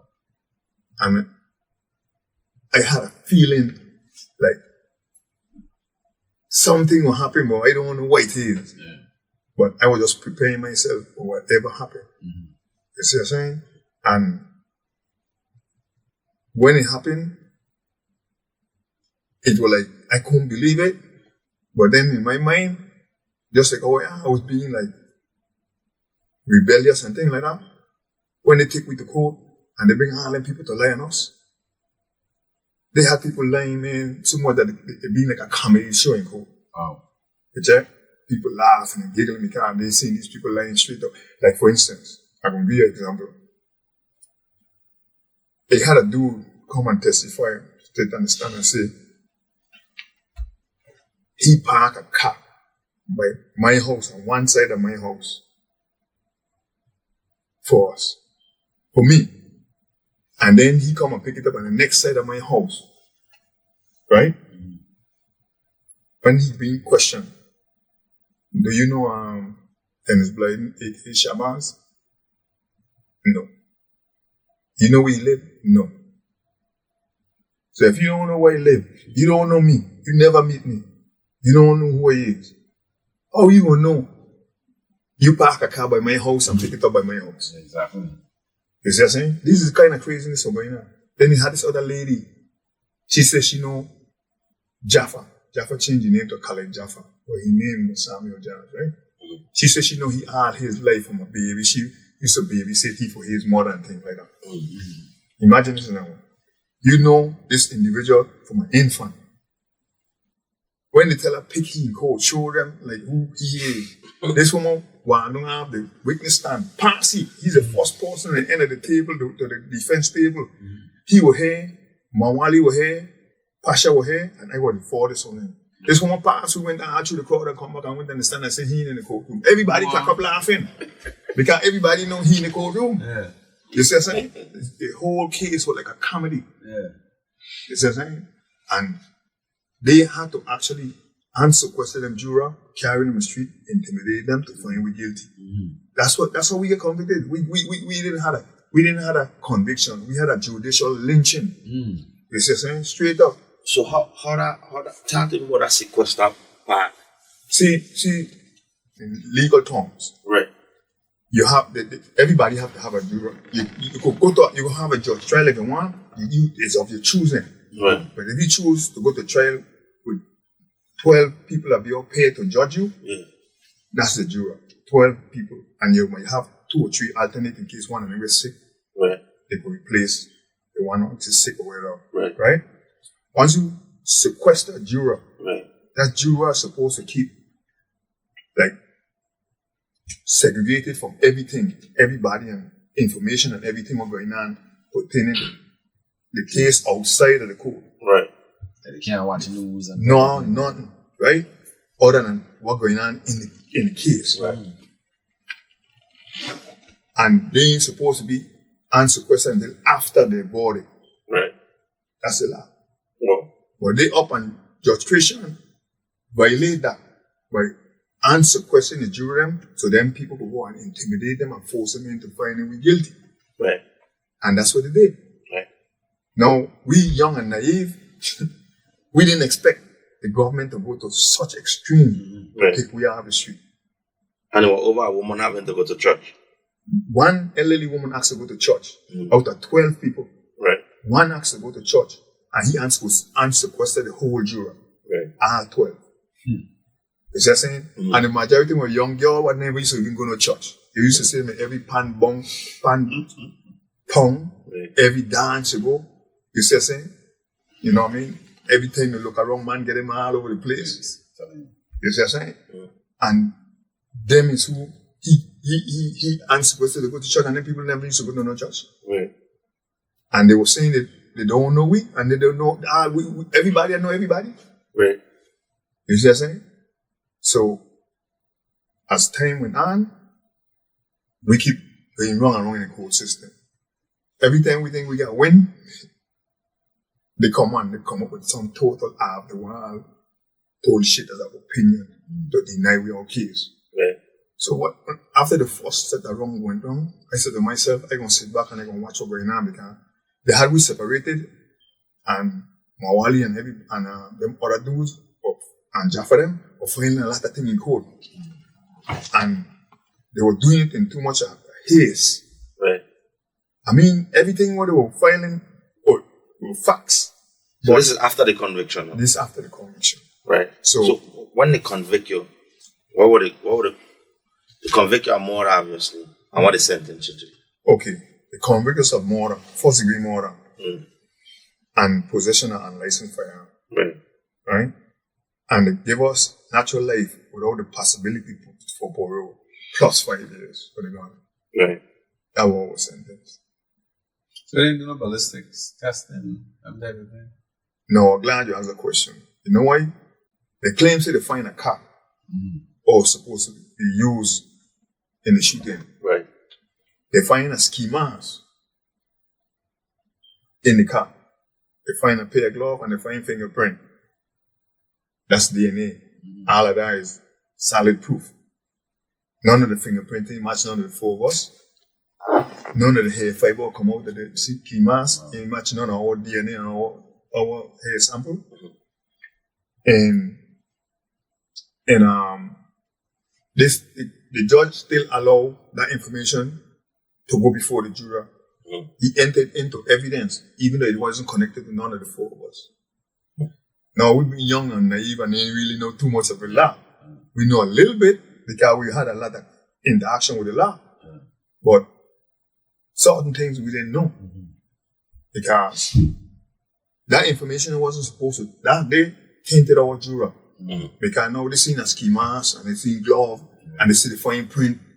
But they ain't leaving them actually know that none of the hair fiber, the DNA match none of we. The fingerprint ain't match none of our fingerprint. And none of we wasn't connected to that evidence. So it was supposed to never be entered into evidence in our case. Right. You see what I'm saying? And by they entering that into evidence, that like link we to that car. Yeah. Right. Okay? And that was illegally done. And all of these things they use to convince the juror that we had something to do with the shooting. And now to backtrack a little bit, the eyewitness, what was supposed to be the eyewitness, the one that the groom and the manufacturer to be this eyewitness. Right. He claims, now it's 4 shots being fired. Right. 4 shots. He claims he was coming from, they coming up the hill where he getting close to like 2-2. Right. And he heard 4 shots fired. Now imagine, hear his testimony. He heard 4 shots fired. He run from halfway down the hill up into Tutor area and still see we shooting, and there's only 4 shots being fired. And then he turn on and he say he stay from a green dot pan, and he watch all 4 of us come out of camp dressed in all black with black ski mask and glove, right? Black glove. And he see each of us shoot it too. And he recognized all of us from 100 yards away, and it was still dark and pre-dawn. And he recognized me by our eyes. By our eyes? By our eyes. and we have an ski mask. And we're 100 yards away from his. And 100 yards is the length from one football goal to the next one. And he said he spot we and recognized we by our eyes. So what are his Cassie Hill? That's Cassie Hill coming up on Smith. Yeah. So he said when he come up, he stand up by some green door pan. Right. And we 100 yards away from him. Right. Where the incident supposed to happen. Right. And he recognized us by our eyes. By your eyes alone. Yeah. And he said, then he turned around and said, our force went in the same car. And in the same breath, he turned around and said, he see Jaffa falling in the car. That with the shooters. Right. How he gonna be in the car and still be falling in the car with the shooters? Right. You see what I'm saying? So all these different discrepancies and all these different lies happen. And they allow all of this and still claim say they convict we of a hate testimony. That's what it is. Then thus begin the fight with the appeals and things like that. No, you were separated, so it wasn't appealing together. Everybody fighting separately. See, that's one thing I learned, and I've been here a long time. Separate and conquer. Right. It's divide and conquer. Right. Right? When we went to bed, they put us on a separation thing. None of us could have been in the same prison together. So they sent Mawali to Wisconsin, which was at FCI. They sent Jaffa to Terriot at that time, we were at FCI. They sent Pasha. They had him moving around for a while, and then they sent him to, I think it was Memphis. Before they ended up sending him to Leavenworth to a penitentiary. Mawali went to Wisconsin. Jaffa went to Terriot. Pasha moving around, had him stopping in all these different little smart places. They land him in Leavenworth. But I went straight into Lewisburg. Right. At the time I went into Lewisburg, they used to have so much killing in Lewisburg, they used to call it a slaughterhouse. Right. The Federal Bureau of Corrections tried to clean up the name and print on the back of officer's jacket, calling it the big house. Right. But that's not what the inmates and people used to call it. Right. They're just saying it was a slaughterhouse. And when I went into that day, it even pushed me to be in a certain frame of mind and a certain discipline. Because you never used to see no face fight. You always see a knife fight, or you always see somebody and stop the dead. Right. So it put your mind with, you got to be ready for anything at any time. Right. So I started getting with them were kind of loose. I started telling them, so we got to pull this thing tight. We got to stay together. We got to work out together. We got to bring this thing tight because we don't got no numbers. Right. You see what I'm saying? So what little numbers we got to be strong together. Yeah. You see what I'm saying? We got to be strong together. We got to put this thing together. You know what I mean? We hustling together. If we want to eat, all going to eat. And when you say we eat, I'm Olive, yeah, Olive, yeah, man. In the jail up there. Yeah, Olive, yeah, man, in the jail where we was. Right. I didn't know much about them other jail. Right. But I know about where I was. Right. You see what I'm saying? Because the first day I'm in Lewisburg, them man carry me and put me in segregation. Then 2 days later, they come carry me to sit down in front of some FBI saying, asking me about, they looking to charge me for some killing in jail. I had to laugh at these people. I said, I just come in this jail. I ain't never been in the population. How I gonna kill somebody in the population? You see what I'm saying? They only catch yourself. They come back and tell me they get a wrong person. They carry me back up in my cell and bring me a dude. And then they release me out of segregation the next day and carry me to the orientation unit. So when I went down in the orientation unit, I ended up meeting Talis them, Saimandi them. I meet Hashim. I meet a bunch of dudes and Meryl Smith, Mali from the Fountain Valley. Right. I meet all them dudes and other dudes I know too, like Kenneth Baptiste, Reckless, all them dudes. I meet a lot of dudes that I grew up with. Right. So I went out there and I meet them dude and dude asked me what you want. I said, Mr. Sunday, with these man killing people in there, I need 2 knives. You know what I mean? Like straight up, I need something to protect myself. You need all of that. I said, Mr. Sunday, I need that. Like before, they mean you don't in the orientation, you will catch with it. I said, well, listen, I rather get catch with it and to get catch without it. So it was give me two knives, man. You know. they end up looking out for me. I do my thing. And when I come out, I used to start to playing a lot of basketball and things to try to get the shit off my mind. And still I used to be into it, I used to just go and talk to a lot of men who know them jailhouse lawyer and everything and go back, trying to, but I wasn't filing nothing. I was watching what them other man do. But at the same time, I was staying in contact with people in the street. And a lot of information was coming to me from people who I know about. Like, for instance, the dude who was supposed to be the government eyewitness, his job, or when he in a cousin house. And when the incident happened, they hear the shot them, and they come out, dude done dead or whatever. He on the ground laying down, and people and police and things gathering. And he claims that he witnessed it.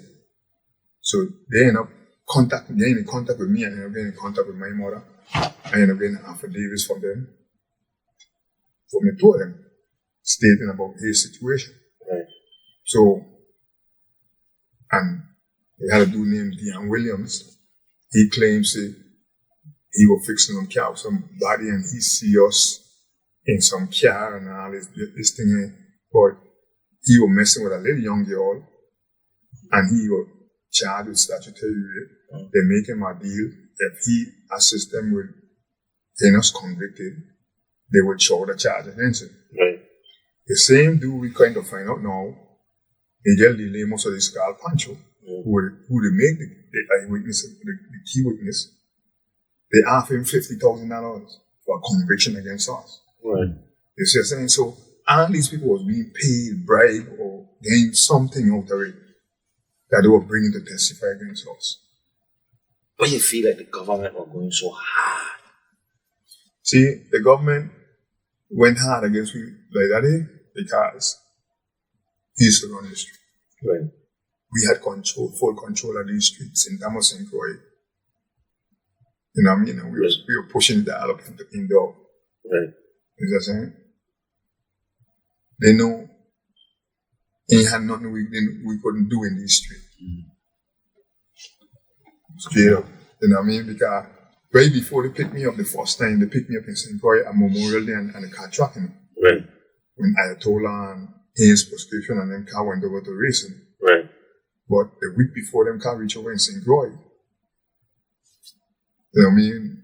Me and Pasha robbed a bank over there in West. And our name was ringing on the street. And see, that's so casual. You know what I'm saying? Yeah. So, I been laying back, saying to myself, like, our name ringing so much with this bank robbery. He's saying these people will pick me for the bank robbery. But when they come down and they try to pick me up and bring me St. Thomas and saying they kill, that's when they pick me up for that thing, saying we killed a dude in Fencham. So, I was expecting one thing, and they picked me up for something else. So what on the street was you had robbed the bank? Like the police that had people are knows, right? And know how we should be doing things. Like, that's what like an everyday thing for us. I mean, you get a lot of money in your business, and we see the money we coming for it. You know what I'm saying? We don't care if you're the Arab, we don't care if you're a Jew, we don't care if you're Indian, you know what I mean? You put people have $50,000, $100,000 in front of us. We're taking it. You know what I mean? And really and truly, we were going after a jewelry store. But it started raining. And the police end up underneath a little canopy. In front of the jewelry store, so we back in the car and we just run up in the back. So the next thing was the back. So I said that it was like, what? Something on there. You know what I mean? That's how we used to float. That's how we used to be living all day. You see what I'm saying? I ain't nothing proud about that. But this is something that this is what happened in documented. So I just want to hit on that because a lot of people, some people might. I ain't trying to glorify this. I ain't trying to get nobody to feel like they could go out and Yes. I ain't suggesting that nobody tried to do this. Exactly. But this is back in the past, that's how we were living. This is the history. That was our life, you know what I mean? Yes. Right. We're just painting a picture of what took place. What took place. I know we were talking about the co-defendant, them being in different places and you coming and seeing Palace them and your different friend them and stuff like that. But even before that, when they convict you, because they had to been what we would consider back in the trial of the century, right? Because it was infamous, you know what I mean? They get Shabazz, they get Pasha, you know what I mean? The two of them who run in the street, they want to railroad you off the street. How, when that trial ended, what kind of spectacle it was? Like, how did they come and get you, transfer you? How did that go? Well, after the trial finished and we get the sentence, the minute we get convicted, we get sentenced right away. So they put us in a holding cell back in the marshal office. They clear out the whole courtroom, they clear out the whole grounds around the federal building. They set a helicopter down and they lead us down through the fire escape route in the federal building. Me and Jaffa. What year this was? In 1981. 81. Mm-hmm. Okay. The trial started September 20, I think it's the 21st or the 22nd, and it ended on the 28th. And to paint a clear picture, the 28th was a Sunday. The 27th was Saturday. The 26th was Friday. From the Thursday afternoon, the whole of Friday into Saturday, the jurors were deliberating. And they were split 6-6 until after Judge Christian allowed an elderly woman who asked request to go to church, and then he unsequestered the whole juror, which he did illegally. And then they went in the street with police, martial, all kind of people all over, because he said he only let them go to church at their choice. So they split up everybody, and when they come back the Sunday afternoon to start over the deliberation, in less than 30 minutes, we were found unanimously guilty. And that's when we were led to the federal marshal office in the back. And they cleared the whole building, and when we come down, they actually know that we were going to get convicted. For them to go and rent a helicopter from the National Guard to move we off the island, they had to know that we were going to get convicted. Right. Because they spent a lot of money to rent this helicopter to move us. You know, and they had to pay the pilot, everybody, who move us. They move us, you know, to St. Croix. And when we went to St. Croix, they split us up. They sent Jaffa to Golden Grove and had me on the soap. For 3 weeks, up to a month, I was on a jet heading to Lewisburg, Pennsylvania, in USP, Pennsylvania, which is a federal penitentiary. So when you leave that and that helicopter, that was the last time you had to send Damas? Until 2009. When she was old? From 1981 to 2009, do the math. About 42, 41 years? No. That's shorter than that. No. That's 40 years, guys. I born in 84. Okay. You went to Doba? 2009. Is Doba you went to? What time? I just want to know if it's Doba. Redman had a birthday there. You went to Doba too. Redman had a birthday there to schedule this interview. Doba school, the Mecca school, right? Right. Okay. I can't come good after 9 p.m.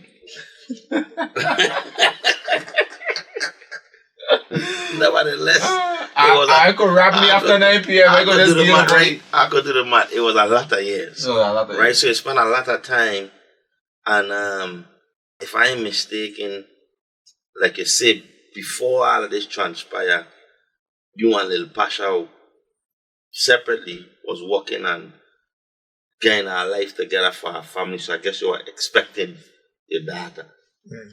I was looking forward for that. You're looking forward for that. Yeah. Then you get hit with a natural life conviction. I don't know why they added in the 5 years, but that's so nasty. Right. They give your life and 5 years. Yeah. That's so disrespectful. Yeah. Just in case you live past your natural life. Right. Take an extra 5 years. If you're dead and wake up, you got 5 more to do. Yeah. Just in case. Right? Formality. Right? So yeah, and how that was. Knowing that you have natural life and your seed about to get life. In all honesty, right? Right. When they find us guilty, it was like, I can't believe it. Right. When they gave us life, that's when the rebel me wake up. I say, son, I'll never do no life in jail. Right. It's just in my mind start playing in all different type of scenario, how I gonna get out of jail. Right. And then when they send me to America, in a prison, with a 45-foot wall all around it. Right. And every 10 feet is a gun tower. Right. I like say like wow. You know what I mean? Like and in every gun tower, you get some European in it, and they get gun rack. When you walk in the yard and they slide the window open, you can see racks of rifles, long range rifle. And the man tell you, plain up, man. Listen, they get lying close to the wall at least about 3 to 4 foot away from the wall. You can't pass that yellow line or they'll shoot you. Yeah. You see what I'm saying? All these different things they were telling us. You see what I'm saying? And when we went into Lewisburg as we get into Lewisburg, it ain't like today. You got a heap of metal detector all over the place, camera through the unit. He had no metal detector in the jail and no camera. The only place in that jail had a camera was in the visit room. You see what I'm saying? They had a steel factory building, all kind of cabinet and a bed and all kind of thing with steel. And them police be so lax that them people, man, you swear, nice what they finding in the jail were made on the street in factories. And they were making in the factory right in the jail. Right. You know what I mean? So it being like we had to be it teach you a lot of discipline. Right. And it open your mind up and you always have to be alert. Right. Like for instance, you learn to like when the crowd in the house to put your back against the wall. Right. You see what I'm saying?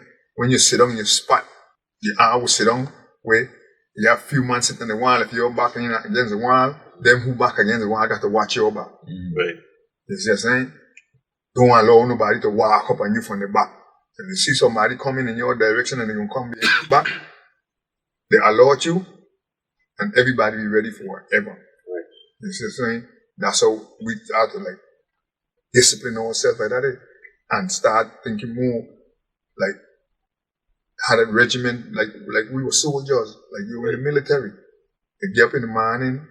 We had a thing called the daily 500 routine. Right. Where every morning you get to do 500 push-ups, 500 sit-ups, 500 jumping jacks. Right.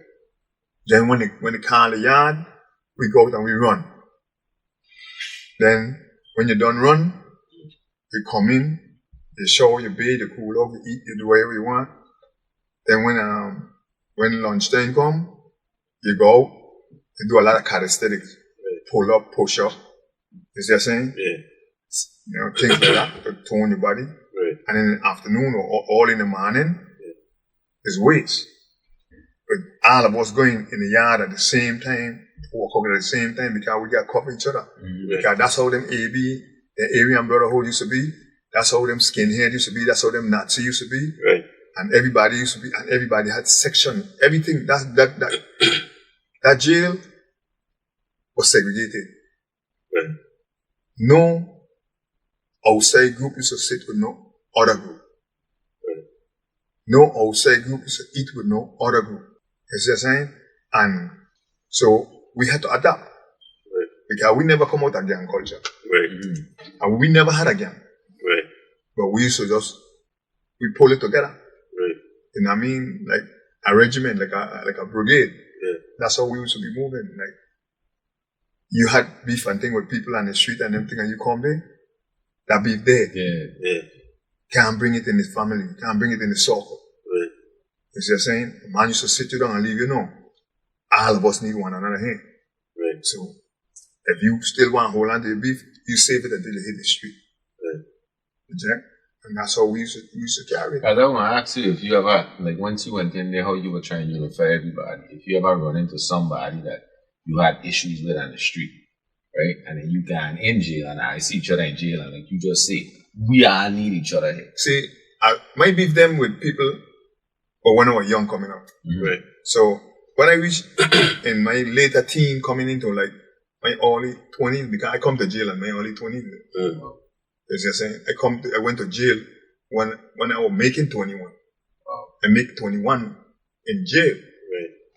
You see what I'm saying? Yeah. So I've been in jail with these dudes. I meet one dude I had a beef with. And I had a beef with him over something he did. And I tried to tell him, don't do it. Okay, had this dude, we were living common terrace. These two brother jump another dude and they went to stop him. Right? I get in between them to stop them. So the one dude come up with a 2x4 to hit the next dude, and I try to stop him. And when he swing the 2x4, I put my hand to stop the 2x4, right? Which I did stop the 2x4, but it hit the palm of my hand and pushed me. It kind of like pushed my, up to now I still feel pain. It kind of like pushed my whole shoulder back that I feel like missing like, and that gave me so mad. Every time I see that dude, I used to just beat him a bad. Every place, I don't care where you used to see him, so we end up in jail. And he was kind of scared when he see me, and I had to pull him and tell him, man, listen, that is years ago, and then, this issue done unless you want to pick it up. But, you know what I mean? I'm done with him. Right now, you need me and I need you. You see what I'm saying? And we come to our understanding that you don't have to fear me. You know? Right. Our communication was with family and other strain was, especially when you had a youth. Man, listen, that used to be the most hurtful thing for me. Like I look forward to seeing for my daughter to raise my daughter to, you know what I mean, to like really spoil in a sense. Right. Because I had so much dreams and so much plans for her. You know what I mean? Me and her mother, man, you know what I mean? So when I never get a chance to be there when she was born, and I, you know, and I've been away and only on phone, and when we get a chance for her to come and visit me, I used to see her. When she leaving, used to be like the most hurtful part of it, because they're leaving and I couldn't leave with them, man. And I love I really and truly I love my children and my daughter and me. Instant, the first time I see her in jail, she was a little baby like that bring us back for like a brief moment and an appeal thing, because we were supposed to not be left shipped out to the island until after our appeal had been exhausted.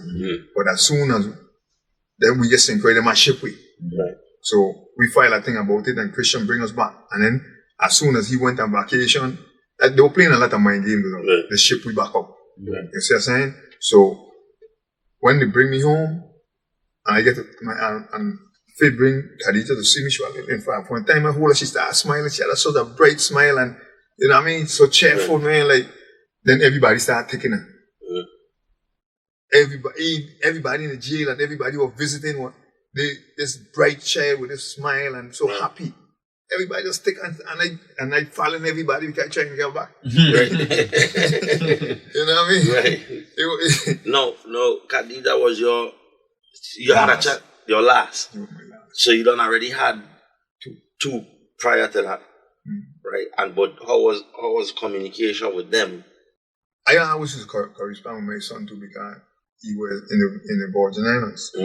My oldest daughter, her mother went in the military and they be in Germany and all over the place. So when they were in Germany and things, I didn't have no correspondence with them. I didn't know what it was and things like that.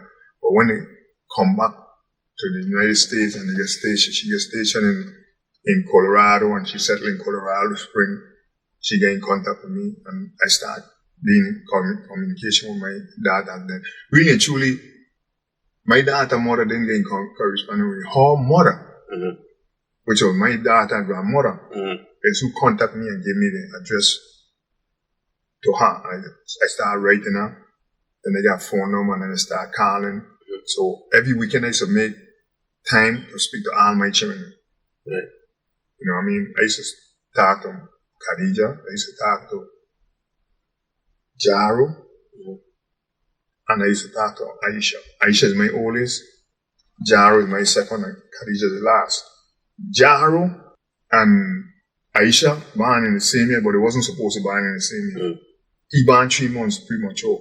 So he ended up born in December. He was supposed to born the next year. He was supposed to born like wrong in the same month with me. He was supposed to born in March. He was just hustling to go to womb, you know what I mean? So, ready to hit the ground running. Yeah, you know what I mean? So he born 3 months premature. And Jaro grew up in St. Thomas. And are you trying them still with you to this day? Well, I only get I lost my son in jail in Tatola. He passed in jail in Tatola. So, Jaro from the West too? Yeah. They used to call him Papa. Oh, no. When I was living in Atlanta, Jaro... He went in Atlanta. Yeah, he was in Atlanta. So I meet Jaro. I spent some time with Jaro. Yeah, I spent some time with Jaro in Atlanta. Jaro from in the West, yes, you know what I mean? He and Jello, you know what I mean? That's his partner, them and stuff like that, because we have family from in the West too. Right? Sony, our aunt them from in the West. What about Sony? More Yeah, Corwin. More them. Yeah, I know. Yeah, okay, so you know, right? Yeah, so yeah. That's crazy.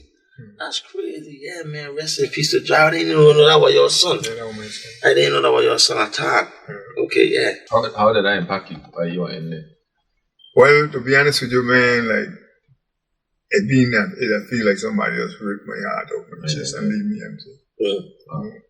And to this day, sometime it saddened me, because he had full of life, you know what I mean? And he had so much dreams, man, you know? And to see his kids, man, it bring me so much joy. You know?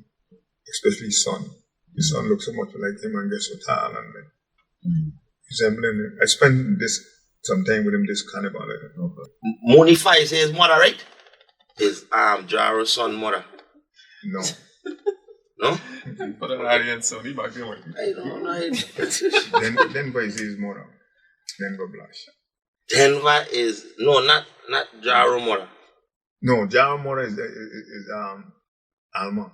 Denver Blush is my grandson. Is your grandson mother. That's the Nikwa mother. Yeah. The Nikwa Edward mother. Yes. Yes. I know your grandson too. Yes. I got forgive Red, man. He just come off alive. Family, ain't nothing but the family reunion life. I know them tattoo people is everybody's also your uncle is George, cousin, sister. You got to make the connection about you know who the people them is, and you know what I mean, because I would never put together that Jaro was your son and Denver son is your grandson. And I never put that together. You see your son pass away in jail. You ever had any type of any type of guilt associated with that? Like being like, yo, like my son following in my footsteps? Well, I never really tell. My son didn't know me. Because when I went to jail, he was like 3 years old. Yeah.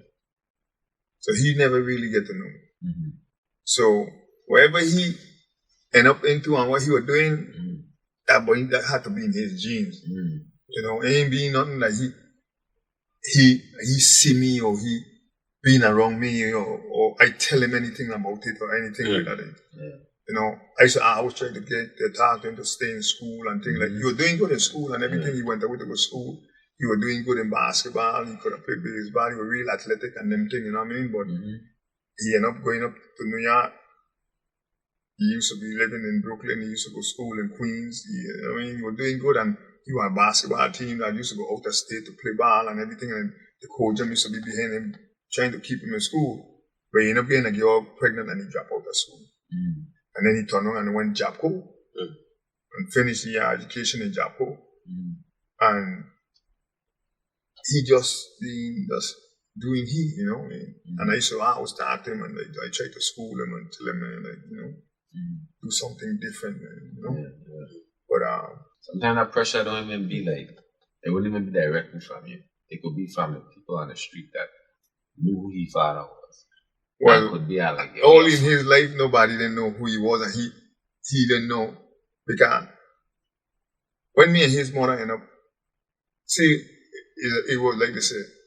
I used to mess with his mother before I went away. When I went away, you know what I mean, like when me and him get together, it happened so strange because she had a daughter. I had a daughter. She said she wants a son, I say I want a son, and we get together and we end up making a son. Like, just like that. You know what I mean? It's like, we just call it, and we end up having sex one time. Not 2 and 3 and 4 times, one time. I come home for 77 Carnival. And me and her sit down and we discussed the same book and then we had sex. And then I went back to the States. Then I get a call from her saying that she's pregnant and By the time I come home, she done had him already. Mm. Just saying, because I come home June 1st the following year. Mm. Which I'm saying, and you were little spot, then he started going big. You see what I'm saying? Yeah. You know, and but at the time, I had a brother was messing with her too. Before I come home. Your brother? Yeah, my older brother and her were messing around before I come home. They end up breaking up. I come home, and when me and her end up in that little situation there, he started calculating the time he been with her. And being that my son born 3 months premature, he was saying it's his son. Right. Shit. So, even though Almo telling him it's not his son, he was insisting, he went tell my mother, everybody that it's his son. So, being all before he started police, I say, you know what? I'm going to let he continue running with that because that's going to protect my son. Right. You see what I'm saying? Yeah, so I leave he run with it until my son reached an age where he could protect himself, and I tell him who his father is. Mm. And he went to his mother telling him. Right. And my brother was like kind of like heartbroken with it and all them thing, but he put himself in that situation. Yeah. But he helped me Yeah, to protect my son Right. while I being in jail. Yeah. You see what I'm saying? The doctor had mentioned something outside. She said, while you were in there, you were still taking care of your dad. Yeah. I used to also want to take care of my dad. Take care of all my children. What the hell happened? How you were making that happen from inside? Making them shanks in the shop up there. No. And selling them? Yeah, selling them. No. He said it Just was like how you be in the car and hustle next to hustle in the jail. Yeah. The same thing. Ain't nothing that changed, you know what I mean? Mm-hmm. right. Everything on the street were in the jail. Right. So I used to get my hand in the jail, I used to flip it and make my money and send it out to my children. Right. So you always had the mindset to provide. But that's how Take care of your responsibility. That's how my mind being set. Right. You know? Entrepreneurship is solving problems. Right. So what problems was in the jail? And listen, to be honest with you, right? I love my children and I do anything for my children. You know? Especially that one over there. I go see that one, something about that one is different. And I ain't meet the rest of them. But when you talk about shit, you don't light up a different way, brother. I got chance to spend time on the street with all of them. Yeah. Before I went to jail. Right. But I never spent no time with her Right. on the street before I went to jail. I see you. You see what I'm saying? Yeah. So I and her, because how close me and her mother is, I always been, and still is. Me and her spend a lot of time, more time together on the phone and visit than any other my other children. She's the boss. Yeah, she's I don't see how she don't move with you. She don't call the shots. She don't call all the shots. she's the boss. I gotta give it to her, man. Right. You know what I mean? And that's I love good. all my children daily. Yeah, but that's good to see like that relationship. One, you take care of your responsibilities as best as you could. You know what I mean? What I would call a wrongful conviction that were hard on the family to deal with. You know what I mean? Fighting through them times. And then again, when I went to jail, people who I expect to do right by me and help me with my youth, them and Right. they really do a lot of foul things. And like it really had me so angry because I know if I'd been on the street, they couldn't do them kind of things what they've been doing to my people them and my children them and them thing and my loved ones and everything. I know they couldn't do, they wouldn't have been able to do that. Right. You see what I'm saying? And being in there and couldn't do nothing about it, man, used to make me feel kind of like small in a sense. Yeah. Kind of Helpless, yeah. You know what I mean? But I always had this thing like, me will never spend my rest of my life in jail. I don't know why I used to think so, but I used to always say, man, you know what I mean? Have nothing to do with this. I will never spend my rest of my life in jail. And I always fight to get out of jail. Like I always used to go hustle money, everything for lawyer and everything to him. Yeah. It ain't just me sitting down and just doing nothing. Right. But I end up sending my transcript. They got a dude named Lewis Smith, they call him Bassi Ninja. He come through, he's my cousin too, he come through Lewisburg. And his brother had a law professor that worked on his case and his murder conviction overturned. So Me and he talk, and he give me the number. I talk to the lawyer, and I send my stuff to the lawyer. And the lawyer start things that I didn't never know about the law. He started to point it out to me and show me my case. There's so much hole in it. He actually showed me that our lawyer themselves we out. Right. You see what I'm saying? And he was looking to take my case.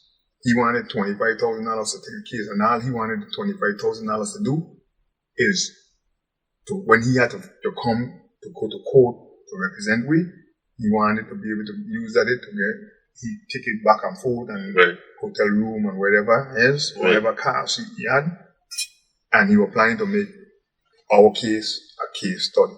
Right. So while he had my case, I used to call him and he used to be telling me, how come the lawyer you had didn't object to this in court? How come he didn't?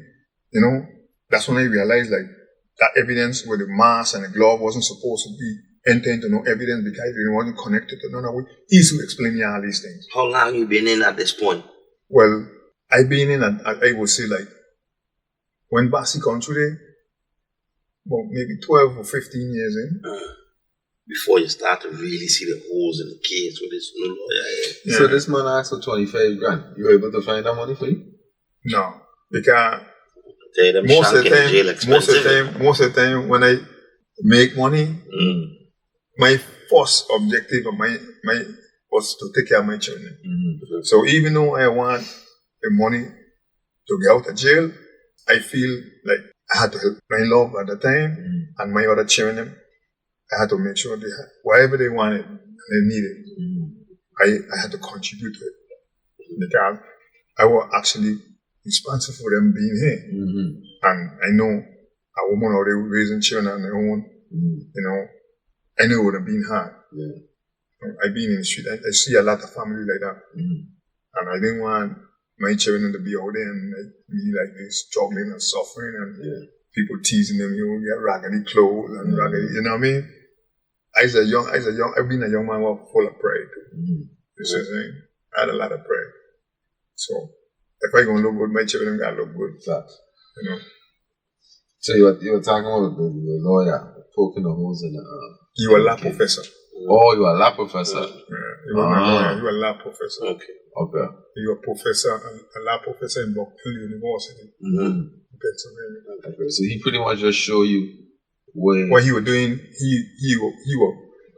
He was looking at my case. I sent him my transcript and everything. First I was talking to him about it and then he sent him the transcript. I sent him the transcript. I sent him every other brief for all them other appeals that we had and then.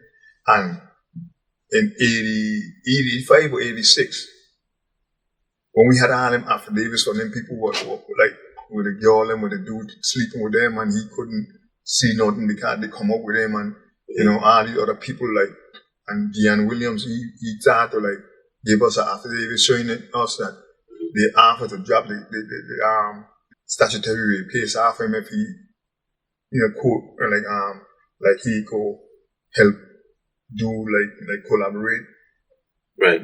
Pancho testimony and things like that, to make it look like it's authentic. So somebody had a rape charge. The dude named Deanne Williams. He had a rape charge.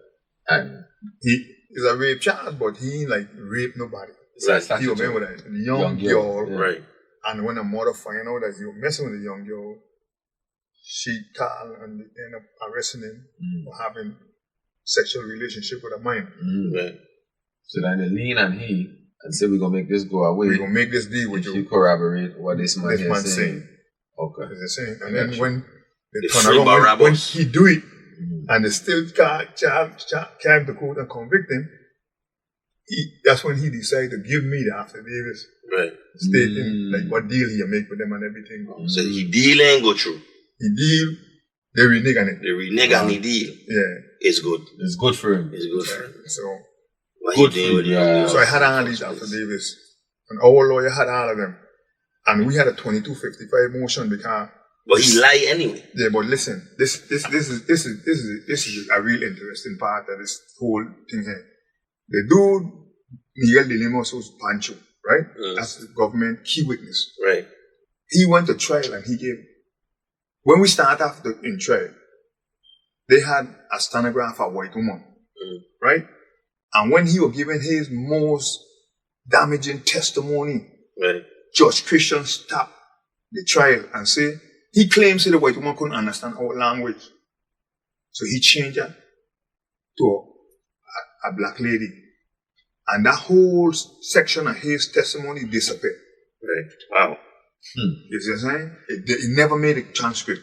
And he's still been blundering, doing so much, messing up so bad that Terry Halpern actually telling he what to say, and Judge Christian was threatening her, telling her she got to stop leading the witness or else he won't get this bad. He was making a lot of threat, but he never followed through on none of it. Right. That's right. These characters still around. Listen, I don't really keep up with these dudes because Right. anyone these people think they want to do these do nothing. You know? Right. Because these But people know the kind of life I used to live. In Right? good conscience, forget that part, because we don't know, you don't serve our kind of time for things you don't do. But in good conscience, to know that you railroad somebody, because they're trying them going to see this. Yeah, I know the children will see this, and they who been a part of it going to see it and know it too, because they know exactly what they did. Right. They say, and ain't just my life they mess up in. Right. All four of us life they mess up in. Wow. Because let's go back. Look at Mawali. Mawali was a dude that never used to be anywhere. He was walking. He used to walk from Monday to Friday. He used to walk to the education department under Tombo. Tombo, the education commissioner, when he used to walk. And Tombo is who grant his commutation. Yeah.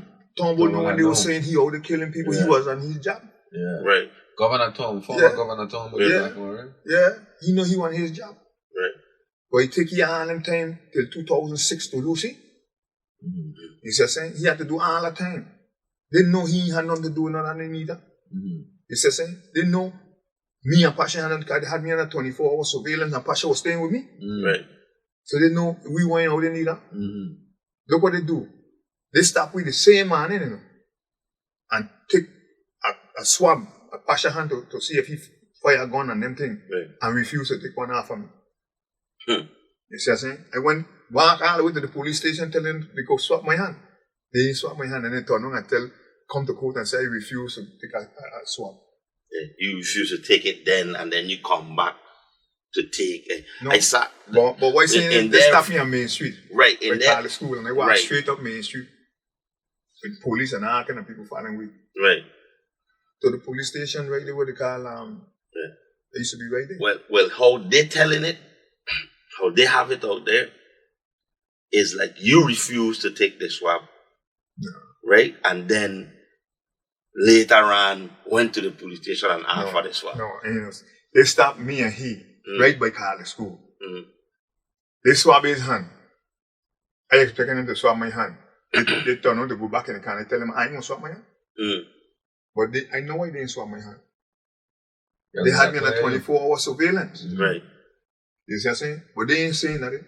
And they ain't telling nobody that I was supposed to be on a 24-hour surveillance, which the was I was following with. That's why they stopped with the morning. And that they know exactly where he was and they know exactly where Pasha was. But in order to try to put me on the scene when they started the conspiracy, they had to find something in order to claim, say, I been on the scene. Right. So the best way to say, I refuse to swap my hand. Right. When they know that's a lie. Right. You see what I'm saying? They know where I been. And they know the dude that they bring to lie and say he park car there for me and pick up car for me and the next side of my house. They know everybody seen light. Everybody who been in that courtroom that day see that dude light. When my lawyer asked him if he know me, he said no. You ever meet me? No. You know where he lived? No. But you just testify, when you were being questioned by the prosecutor, you say you parked this car by my house, like as if you know me. Right. And then you pick it back up from my house and you don't know where I live. So who house you park this car by? Right. You see what I'm saying? But a lot of people see these things and hear these things, and they like Judge Christian and them, like just they all of them were in the conspiracy. When I listening to you talk, I don't think about Like I spend a lot of time in America and watch a lot of news and things. And Kyle, we could alright, the railroad you, the judge white, the lawyer white, the police white. But then here in the Virgin Islands, all of us is Virgin Islander, all of us from here. How that make you feel to know?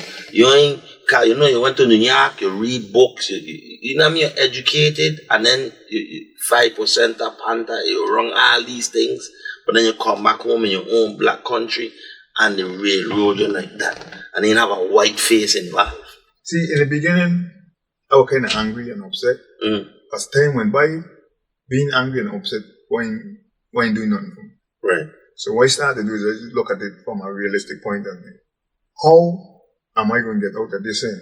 I end up in it, and I end up in it illegally. So how am I going to get out of it? So that's how my mind started working. Right. Every time I see my daughter come and her mother come to jail and they leave the jail, I used to crave going home. I used to feel it. It used to hurt me the most when they're leaving out of jail. I used to stay in the visit room to watch them disappear down them steps. Right. Before I even look to come out of the visit room. And I always feel like one day I will be going down them steps with them. And I used to always be looking for an avenue to get out of jail.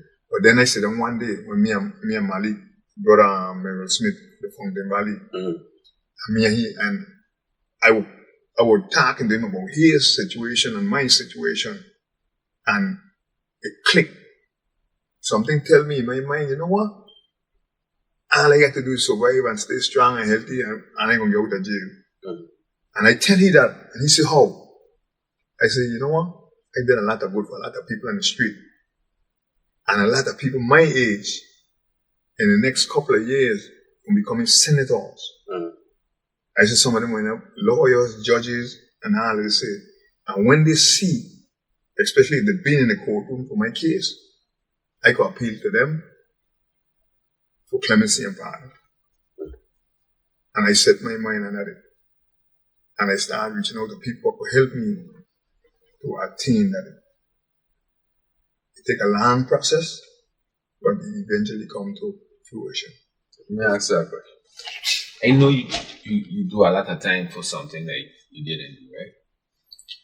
But prior to that, there was a lot of shit that you actually did do. Yeah, I do a lot. I ain't gonna lie. A lot. A whole lot. So you ever had a time when you were sitting down angry about like, yo?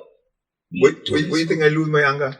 That's right. Because when I sit back and I think all the shit I did. That's what I want you to say. That's why I want them hear you say. You know what I mean? I say, man, to myself, you know what? This might be my judgment right there. No, not for me. You know, but for real, you got to like. I understand it. You got to really. A lot of times you got to go back in and reassess everything. You see what I'm saying? And when you got to be a self-critic, and you got to be really serious about criticizing yourself. Yes. Right. You see what I'm saying? Because when I look at it, I feel like I was responsible for everything that happened to everybody that went to jail with me. Because I've been the most, like, in a sense, aggressive, the most ruthless one out of all the way, out there in the street. And it's you that really want it. That's what I'm saying. Right. So what they do, they figure if they went take me alone, I'd had support from Pasha and my best friends. Right. So they had to take me and my strength. Right. So you know what I'm saying? Yeah. They had to take me to get, you know what I mean? Because they see the band that we had and we used to share. So they just couldn't come and take me alone. Sorry. So they decided to take all of us. And then again, how I feel and how I see it, like people like Jaffa Mawali and them dude, they snatch them and put them in jail, figuring if they know something about what they wanted to know about, they would have said something. They'd have break them dude, and them dude would have tell them. Yeah. It's the same because there wasn't street dude. Yeah. You know what I mean? And there was no dude who were like proving and being in and out of the system. Yeah. Right. You see what I'm saying? So they use them dude. They use them dude to try to gain information. And the whole funniest thing about this whole deal, you know, through my bit when people ask question on them and cleaning on them, about me being in jail. They used to say I'd be in jail for killing Calwood. And they know damn well I went in New York when Calwood got killed. You know Pasha when St. Croix when Calwood got killed. So how we going to kill him? Exactly. You see what I'm saying? But they always used to say we in jail for killing Calwood. And I used to always tell people when they tell them that how in the hell I could be in jail for killing Calwood and I never even been arrested and charged for killing Calwood. I never been convicted and sentenced for Calwood. So how am I going to be in jail for killing somebody that me killed? Sometimes the Most High to protect us from ourselves, right? Your story could have been a lot different, right? You see, like I see how you bond with your data. You get an opportunity to bond with your data, right? The one that you didn't even see, the one that was in the womb when you went in. I was like behind the scenes just now. I just watching you interact, and I could see the love and the passion that you have for your youth. Imagine if you wasn't here, but she had stayed here. You see what I'm saying? Perspective is everything. I mean, saying that what you went through was something that you had need to go through. Me telling you that. But I'm saying we're looking at the glass full instead of the glass half empty. And you still got a lot of years left, my boy. A lot of years. I hear you talk about your grandchildren and how it'll bring you that joy. Check. Sometimes we be on a road where we think this is a road that we need to go. And sometimes we don't got the universe, God, sit us down for a little while. When you hear, clemency ain't no easy fuck to get. As I'm sure you know. You check, and the fact that you went through that, you put your mind to it and say, listen, you stay there, right? I coming out some kind of hook, I gotta get back to my data, I gotta get back to my family. And you're here. So, I know sometimes you might have them times when you by yourself and it may feel like, man, I waste a lot of years or whatever. You might have them moments of regrets, right? And it's normal and it's human. But the interaction that I see you having with your youth, and I've been here, I've been around you for like maybe prior to this 2-3 hours. And I could see the love and the strength and the connection that you have. I talk to your dad and I hear how she revere her father. And I see you get soft in a moment with your daughter. To the point, so I want you to remember that you still here, you get years ahead of you, cherish them moments. Don't feel like you waste a heap of time sitting down. Because sometimes the universe will sit we down to preserve us so we could come out and do what it is we need to do. Your story need to be heard and told by people like us, everybody else that you encounter. So therefore, man could know not to go down the road that you went through. It don't have to look like this here. But I am so happy to see your hair sitting down next to us talking that, and your daughter right outside, your grandchildren them down the street, and you have that opportunity. You hear smelling this fresh air, breathing this fresh air. You could go to the beach, you could cool out, you could do whatever and reconnect with your family. And I just wanted to let you know that, bro. I know where it just went on a tantrum, just went down. You wake up. Listen, You could have been free and falling them. It's a Hennessy. but this is what you want to understand too. How I see this this was a curse and a blessing. Right. Because I did a lot of studying and research in prison too. I learned so much while I've been in prison, and I accomplished and achieved so much in prison. And if I'd been on the street, I would have never had the time to do that. Right. So that's the blessing. Me educating myself and elevating myself and actually recreating myself. Yeah. You see what I'm saying? I like that. And my mind now so broad and so focused that I don't regret my past, but I don't glorify or feel pumped by my past. Yeah. You see what I'm saying? And it'll feel strange to me when people calling me legend. Yeah. Because to me, most legends are already in the grave. Yeah. Right. And when people referring to me like this, it'll give me like a kind of like eerie feeling, you know what I mean? Yeah. And I'd try to tell him, legend really, because I never aspired to be no legend. Yeah. But that's what the Creator have in store for me. Right. It's all good. Yeah. But I ain't striving to be that. Yeah. You're just saying, I'm just trying to be me. Yes. You know what I mean? And I'm trying to live a simple life. Yes. Not complex or nothing like that, you know what I mean? Yeah. And my children and my grandchildren bring me a lot of joy. I could see it. You know what I mean? I could see it. I'm grateful again. I'm thankful and grateful to the Most High and to the Honorable Governor Alfred Bryden Jr. because they make this day here possible for me. Yeah. And right now, I got other brothers and other people in prison, sisters and stuff. I would like to see out the jail who deserve this second chance. You see what I'm saying? Because I know they're going to be a plus to our society. And what their story is going to help a lot of people, especially young youth and them thing, that, like thinking that they hear so much, this so much thing like people coming out and glorifying prison. Prison ain't no glory in prison. You see what I'm saying? Yeah. Prison, they'll either make you or break you. And a lot of people who ain't accustomed to being in closed spaces, that can't function in closed places, because them prison cells ain't no big selling. You see what I'm saying? If your mind ain't strong enough, if you don't know how to really occupy your time and like use it constructively, your mind will destroy you. You'll destroy yourself. Like I watch a lot of young dudes come in there and the next thing you look down all kind of psychotic drugs. Can't handle the situation. And a lot of men that come out of jail, oh yeah, I've been in jail, I've been hustling, I've been doing this and I've been a heap of women and boop boop boop and them thing. But they don't tell you the ugly part, eh? Yes. You see what I'm saying? You get another side to that coin. You see what I'm saying? They don't tell you the humiliation when a racist white man come up to you and tell you he want to shake you, he want to strip at you, he want you bend over, spread your ass, lift your bald skin back, the foreskin and your penis and all. They don't tell you none of this, eh? Them things disrespectful thing.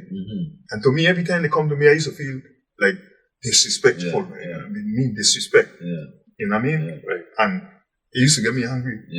A lot of time I used to just, especially in the feds, I would keep quick to tell them and kiss her, you know what I mean? And whatever, they used to lock me up. I used to be trying to take college courses. Every time I get college course, see, that's when I start to realize, like, this mind game that these people are playing. Like, I want this physical playing with these people. And these people playing above me. You see what I'm saying? They go, what's coming, manipulate me, and I end up locked down for 3 months, 6 months. So, this course I start, I blow it. I can't come out and catch up with nobody after 6 months. You see what I'm saying? So then I forfeit that. I can't go and do the same thing over again to get these assistants for these college things. You check what I'm saying? And then another thing about Rastafarian, I had my locks, you know what I mean, everything, and I used to smoke hard, and I used to get a lot of weed in jail. I used to do a lot of shaking and moving together. So all of us who were from home, we used to share this there, and everybody used to live good in prison. You know what I mean? And they come up with a catalog, and each pair of sneakers cost $120. All of we wearing whatever one we like. We add in anything, sweat clothes, sweat shoot, food. Man, we all sell stiff, full of food. We cooking. Man, listen, we used to just, all of us used to look like one big family. Okay? So everybody used to have a little hustle someplace. Okay? And everybody used to contribute to us living good. You see what I'm saying? So it kind of teach me a lot of patience. It kind of teach me to like look at life not from my own selfish point of view, but like a communal point of view. You see what I'm saying? So when I out there in society and I walk around and I seen a lot of like mentally ill people in the street and thing, it'll hurt me. And especially when I know some of them, dudes I grew up with and thing I was seeing on the street, like mentally ill, and the government ain't doing nothing to help them, it'll grieve me. You see what I'm saying? When I go certain place and I watching people who on this crack and I know them for years and see the condition they're in and how they're living in, you know what I mean, on the street, I'd be like, wow. You know what I mean? Like, it's a thing where like, it's hard to explain, but I had to feel empathy for people like that. As a youngster, I never used to feel empathy for nobody. Because at that time, I can't disagree. The band them again bully. You check. But, you were going to war with that them. Was like, but that was like, to me, that was like something I like to do. It wasn't something I feel inside of me. But you channel it towards the bullies. That's what I'm saying. but, yeah. So you still had some kind of empathy because they were picking on people's But smile. see, I could see why I channeled it towards police because they was like Shabazz just like action. Yeah, just waiting for him to embrace the fact that the whole story from the beginning up to when they had to them against the wall, his mind is saying, I want an action, where are you? The police know. First it was just a little fighting in school and thing and who's the best and the best, but he just keep that's I agree with you. That part that just had some people just have that nature in them, you know. And then we don't run to the thing. We don't run to the country. You remember when you were in New York, you were out of there, and then they were looking for you. They were saying they would kill you, and you went back. Action. So I say, how you were thinking back then, right? God knew what He had in store for you. God knew the end game that He had, and no matter how much time He tried to take you out of the environment, you will keep going back. See, what else I gotta do? Okay, you might gotta sit down for a little while. The check, and then with you sitting down for a little while, you had that time to get your mind the way it needed to be, to condition it the way you needed to condition it, to start seeing things the way you needed to see it, to gain that empathy for these people and stuff that you start that need it, and you start developing that type of legendary mindset, right? So now you could come back out and be a better father to your daughter, a better grandfather to your grandkids and stuff. If you were out here all this time, it might have fall. I could be a better, and I feel I could be a better brother to them youth in the street. And that's what you're here for. I tell Ravi the same thing. I know I could sit down with them. Because see, one thing I noticed, right? Most of our people that successful don't go in the street to talk to the youth. And as a matter of fact, they seem like they fear the youth. But they need to go in the youth. They need to be in them street. They need to take a little time. They need to be in there all the time. But they need to sit down and discuss their success, their journey towards their success with them youth. Because them youth need to see something different than what they'll be seeing. Because in the ghettos, all the same, in every one of these ghettos, who do they look at or look up to as being successful? The successful drug dealer, you see what I'm saying? The successful hustler, or the successful stick-up kid. Right. You see what I'm saying? So they don't aspire to be that. Because that's their model. That's what they're seeing as success. Yeah. But if a doctor, a lawyer, a judge, and these people could come back and sit down with these youth, when they still trying to grasp what they're going to become. Without being condescending. And sit down and talk to these youth and not no judgmental, just talk to them and reason with them. You see what I'm saying? Like, yeah, man, I've been in your situation. As a youth, I grew up just like you. I grew up in this same type of environment in these public housing projects, and you know what I mean? And I study hard and I work hard and I keep my grade up to be able to go to a college and work to get a scholarship. And then I had to, get these financial grants and things where I had to like work later on to pay off and boop, boop, boop. And here he is. This is why I achieved this type of success. You see what I'm saying? Now you planting seeds in these youth here that they too could attain this here. Because you leaving them know you come from where they is. To where the mountain where you on today. But they just shun the youth them and stay away from the youth them. But they need to come in, they need to be out there. You see what I'm saying? And we too also need to be out there. And then we and them, people in the high position of government, especially them in the Bureau of Correction and them senators, we need to sit down and have dialogue on how we going to deal with our youth then. How we going to save our youth then. You see what I'm saying? And seriously be involved in it. Because they make all kind of these different laws to punish. But they don't make no laws to try to save these youth. You see what I'm saying? When we were growing up, even though we were in the street, we had so much thing to do. Baseball, basketball, football, track and field. You know what I mean? All these different things to keep us occupied. You see what I'm saying? Compete against one another without escalating to violence. All these communities used to come together because ghettos had a team, Wrong the Field had a team, Savan had a team, Cowan Terrace had a team, old Tutu had a team, new Tutu had a team, Smith had a team. So team moving from different places to play against one another on each other home court. So you're making friends everywhere you go. Yeah. You see what I'm saying? So we had so much bond with I could have go out Smith Bay and I know, well, I feel at home because doing my time with sports and things, I make so much friend with this person, that person, competing against them. We laugh and joke, tease one another about games.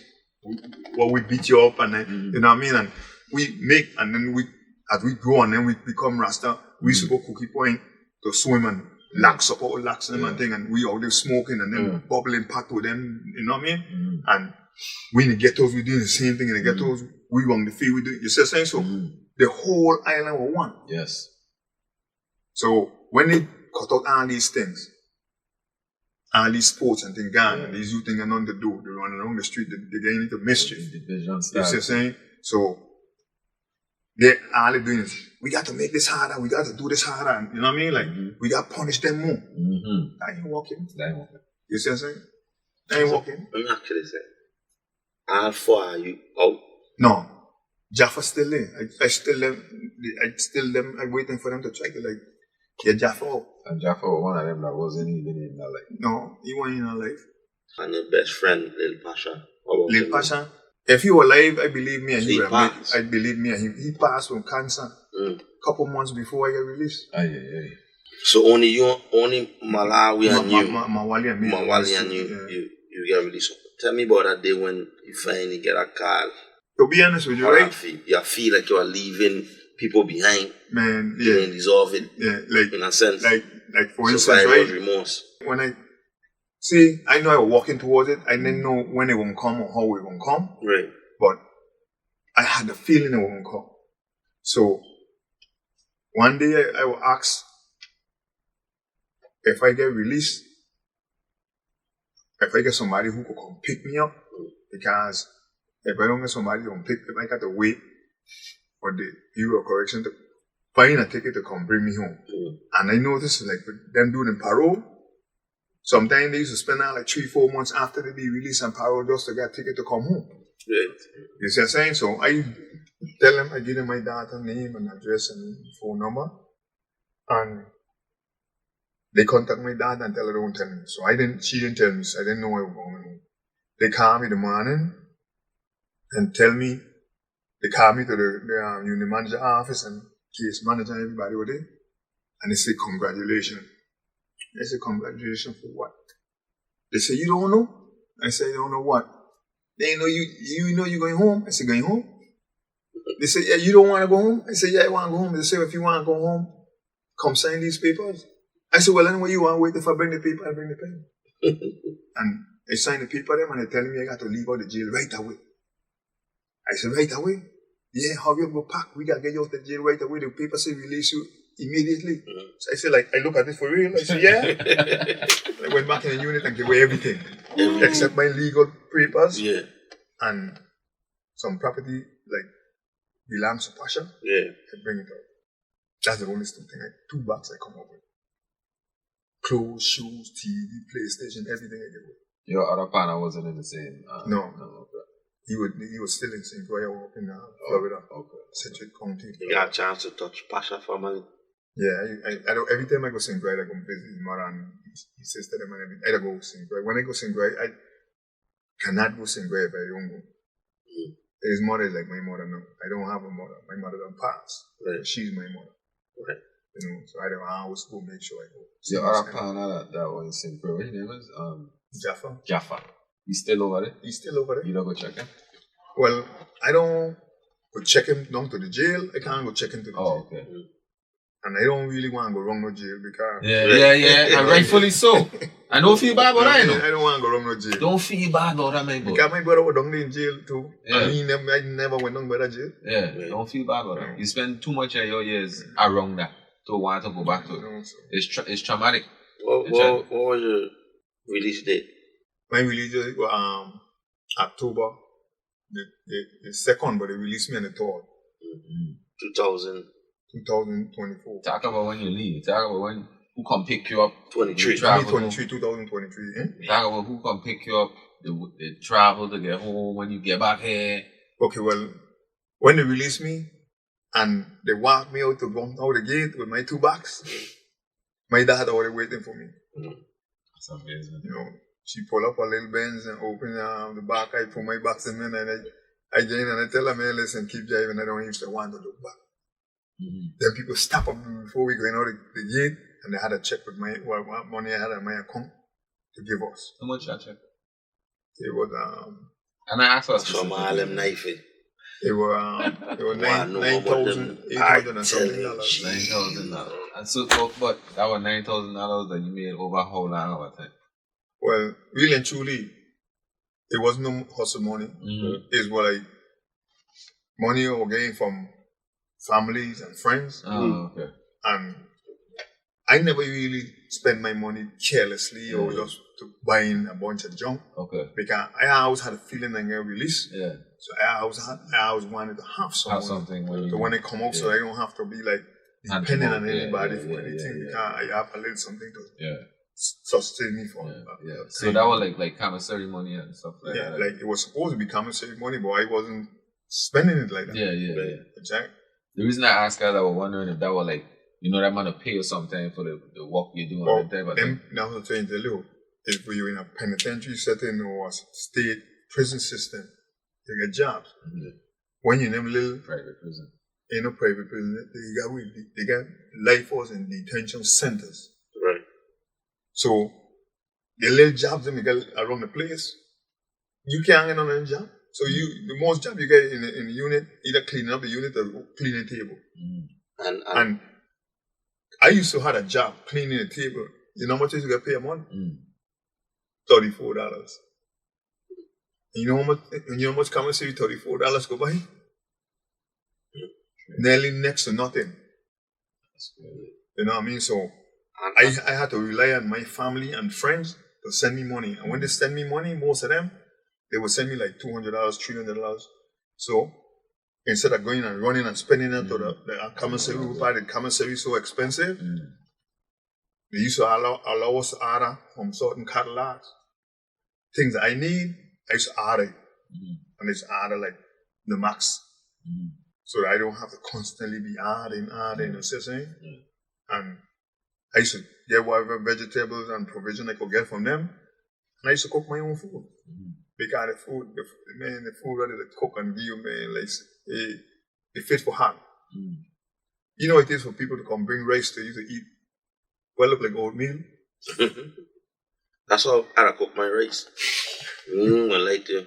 Yeah. We could tell. I ain't no chef. You know what? For somebody to bring broccoli to you, and they look like spinach.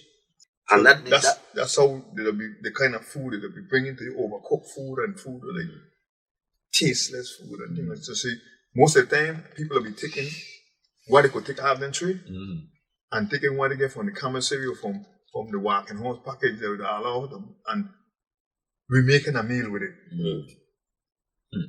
So you jump in the Benz and you tell that drive down. I said you keep driving because I ain't trying to look back. I'm gonna stop you at the gate. They stop the gate when we were getting ready to go through the last gate to hit the road to go. They flagged me down and she stopped. Make a mistake. The way to stop him before. Yeah, you know what? Yeah, you make a mistake. You know what I mean? And then they give the pass, they check to me in an envelope, and then you realize what it was. Just put the glass back up and we just take off. You know, we drive from Citrus, come to Yarn, go to Orlando, which you live.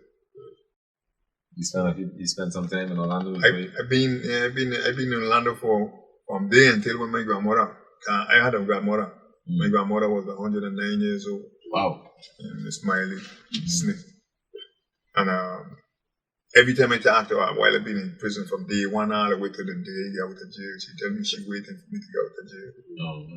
And then when I get out of jail and I try to like set up myself in Orlando, she take ill and went in the hospital, and one time she went in the hospital, I buy a ticket, me and my daughter, she buy the 2 tickets, and we come home. And I spend, from the time I come home, I've been in the hospital spending time with she every day until the day she passed. When you got, was she receptive? Like, was she like she was still, she recognized you, or she was, okay, so she recognized me. Okay, you had a chance to like connect with her before she left. That's good. It's mentioned the detention center them, and Akmal them in some conditions. I'm going to explain you what's the difference between a detention center and a prison. See, when you're in a prison setting, you get more freedom. You can move around, you can go to the kitchen, you can go to the library, you can go to the gym. You see what I'm saying? You have vocational training, whereby you can go to plumbing class and this other class, like electrical class or something like that. You check? But they need detention center and these private prisons. A detention center is a little place. They hold detainees and they hold prisoners. Right. But the state don't keep no long-term prisoners in a detention center. Right. You have to get like 5 years and under Right. to remain in a detention center. But these people renting space in a detention center, and they have people doing life in a detention center where you're only going in the yard 1 hour rec, and that's some time when the claim say they have enough officers, because they always claim to win enough officers, so you don't get a 1 hour rec, so you're always in the unit all day long. Right. You lock in. You know what I mean? And everything you're doing is inside. Some of them do their like job serving food, so when the food cart come up, because you ain't going to the kitchen. They push the food cart up to you. Right. They bring the food to you. The food will be cold. Because they have them sitting in them cart for so long, and them cart ain't no hot box. Right. It's just an ordinary cart. They put food in, they leave it sit too long, they're cold. Right. They bring it up to you. The inmate them who work in serving food, serve it. You know. But then you get so much different officer coming with their own little thing, like everybody wanna be a chief. So one time they want you to stand up, line up for food, right. Or they want you to stand up on your door. Everybody coming with something different. Something different. But all of that to antagonize you, want to get you like arguing and fussing. And when they decide like, okay, we're gonna feed the top tier first. So we're gonna let out the top tier. And when the top tier go back in, we're gonna let out the bottom tier. And and then they're gonna so everybody them thing is a bunch of mind games. To, you know what I mean? Right. To like get you furious and get you arguing and cussing, and then if we decide now, we sentence people. What you doing to us is for detainees. Right. All your policies and all your protocols in this institution is for detainees. Right. You ain't have nothing for long-term sentence prisoners. But you want to carry long-term sentence prisoners like detainees. Right.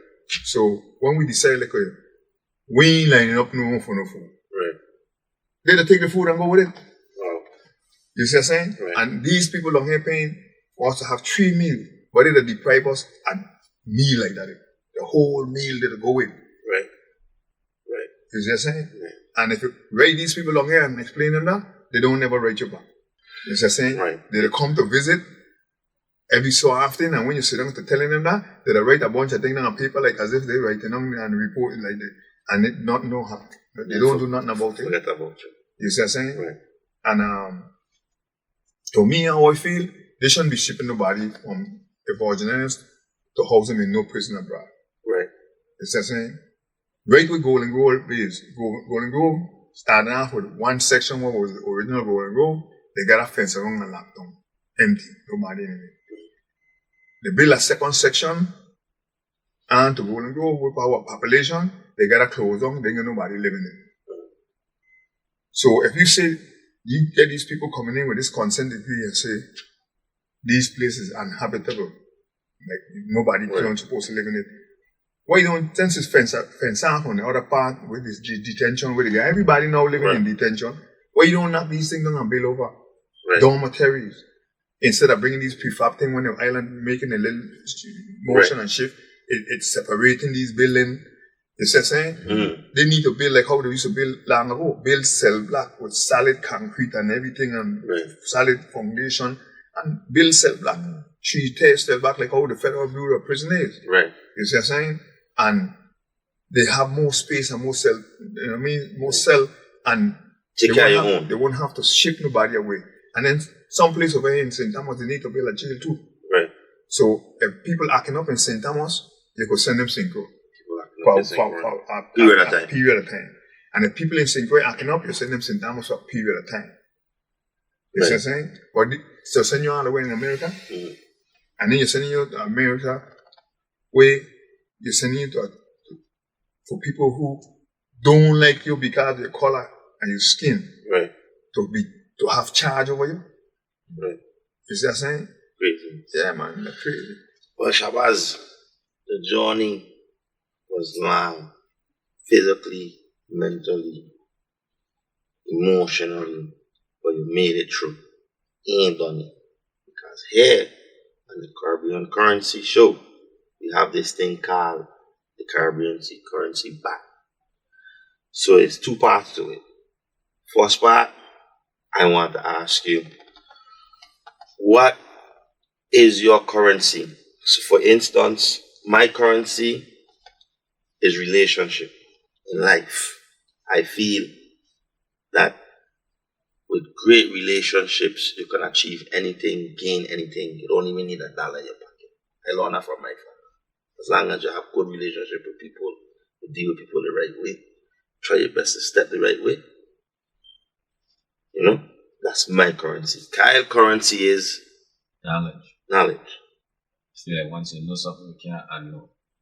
And that knowledge, you could lose everything today, but once you get that knowledge, you don't get it back. We want to know what your currency Your is. most valuable currency. My most valuable currency, I would say, is love and respect. Love is my currency. That's it. Yes. I get a shot. I got a shot for you. Love and respect. Love it. Because love and respect could bring peace, harmony, tranquility, Right. and the respect will carry us along with. Definitely. Because once we respect one another, we could do a lot of great things with one another. Right. Once we love one another, we can come together to do great things. Right. Is that saying? And that's why I see love and respect as my currency. Do it. I like that. No. For the harder question.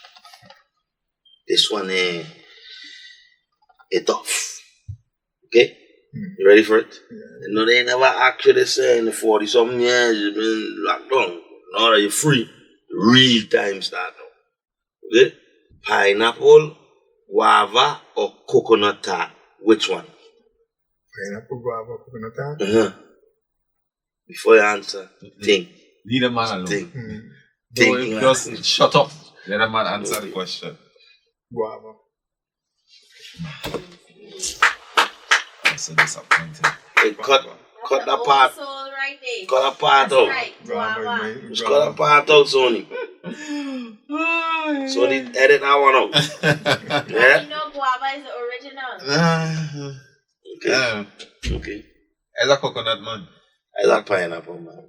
So, You know what I mean? They're But we fruity. like all of them, you know, but Right. if I have to choose one, it would be guava. guava.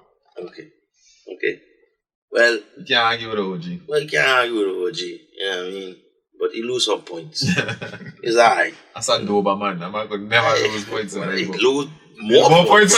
That's the problem. Like he lose. That's what he started off rank. Elementary school at Dover. That's exactly how we end up. How we end up. That's what.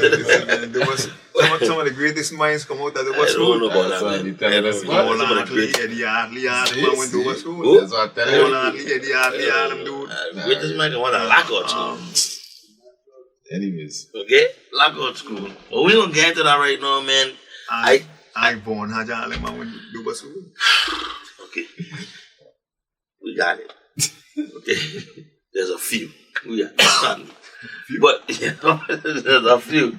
But man, we just here at the Caribbean Currency Show, we just really want to show our true appreciation for you taking the time to come and speak to us, speak to the people, our supporters, our fans, the people who would have watched the show, and just give us a detailed journey for Sana your life. Many people have stories of it. Many people have stories of it. You name all over the places where they call you legend. Because they get people who born and grow and never seen you but heard of you. You went to prison in 81, I born in 84. I'd never seen a day in my life, but I know of you. Heard people tell tales of you. So to be here sitting with you in the flesh, hearing it firsthand, the first-hand account. And when I'm hearing the stories, I'm never hearing the stories like it was a wrongful conviction. I hear the stories like it's a conviction. But to hear it out of the man mouth himself and being as transparent as you are, as accountable as you are, that was the biggest key for me. That you know that you did things in life that you might not have went to prison for, but you probably should have went to prison for. That's accountability. It takes a real man to even acknowledge these things in life. You know what I mean? So, on behalf of me, Kyle, Sony, Living Proof, TV Studios, Aliko, we just really want to express gratitude, thanks, and appreciation for you taking the time, especially on such short notice, late at night. You know what I mean? Kyle falling asleep. I mean, you see him over there, right? Yeah, make you feel like the story boring. But you been up all day, man. He's a real businessman, and he'll be moving. You know what I mean? I'd be sleeping. Exactly. So I up. You know what I mean? I've been up since 2 o'clock last night when the car been gone for 12 hours. I can't sleep. I need my phone to work. You know what I mean? So we just really want to give thanks and appreciation for your coming out and showing us your story, your journey. Well, I'm honored to be here. Yes, man. Love, right? And respect all the time. Yes. Like I tell you, right? Journey start now, you know. The journey start now. You get years. I know the journey start the day I step out of prison. Telling you. Yeah, the day I step out of prison when I cut my lap, shave my braids, and decided to take a new path. Yes. You know? Right. Yes. And I know anytime I look back, it's to see the distance I traveled from my past. Yes, sir. You know what I mean? Because my future, the present is now. I am alive. This is alive, and the future still is yet to come. Yes. And my mind and my vision is focused towards the future. Yes, sir. You know, when I decide to take a rest and pass along the road, I will glimpse back to see how far I moved from that person I was back then to becoming this person that I am today. Respect. It's a total different person. Respect. I recreate myself. Recreation. I love it. You know, and like I say, and leaving prison is like a reward. It is a reward. It is a reward. You check. And like I said, the work starts now. We got a lot of work to do. We go talk. We got a lot of work to make. And again, we want to large up Living Proof TV for letting us use this dope studio on such short notice. Aliko, my big brother, mentor, man I look up to for years and years and years. Welcome you with open arms. On behalf of myself, Redman, Sony, our executive producer, you can't hear her today because she ain't mic'd up. She hear that? You know she hear that. Another episode of Caribbean Currency. Like, share, and subscribe, guys. We're going to see you in the next episode. Peace. Love and respect.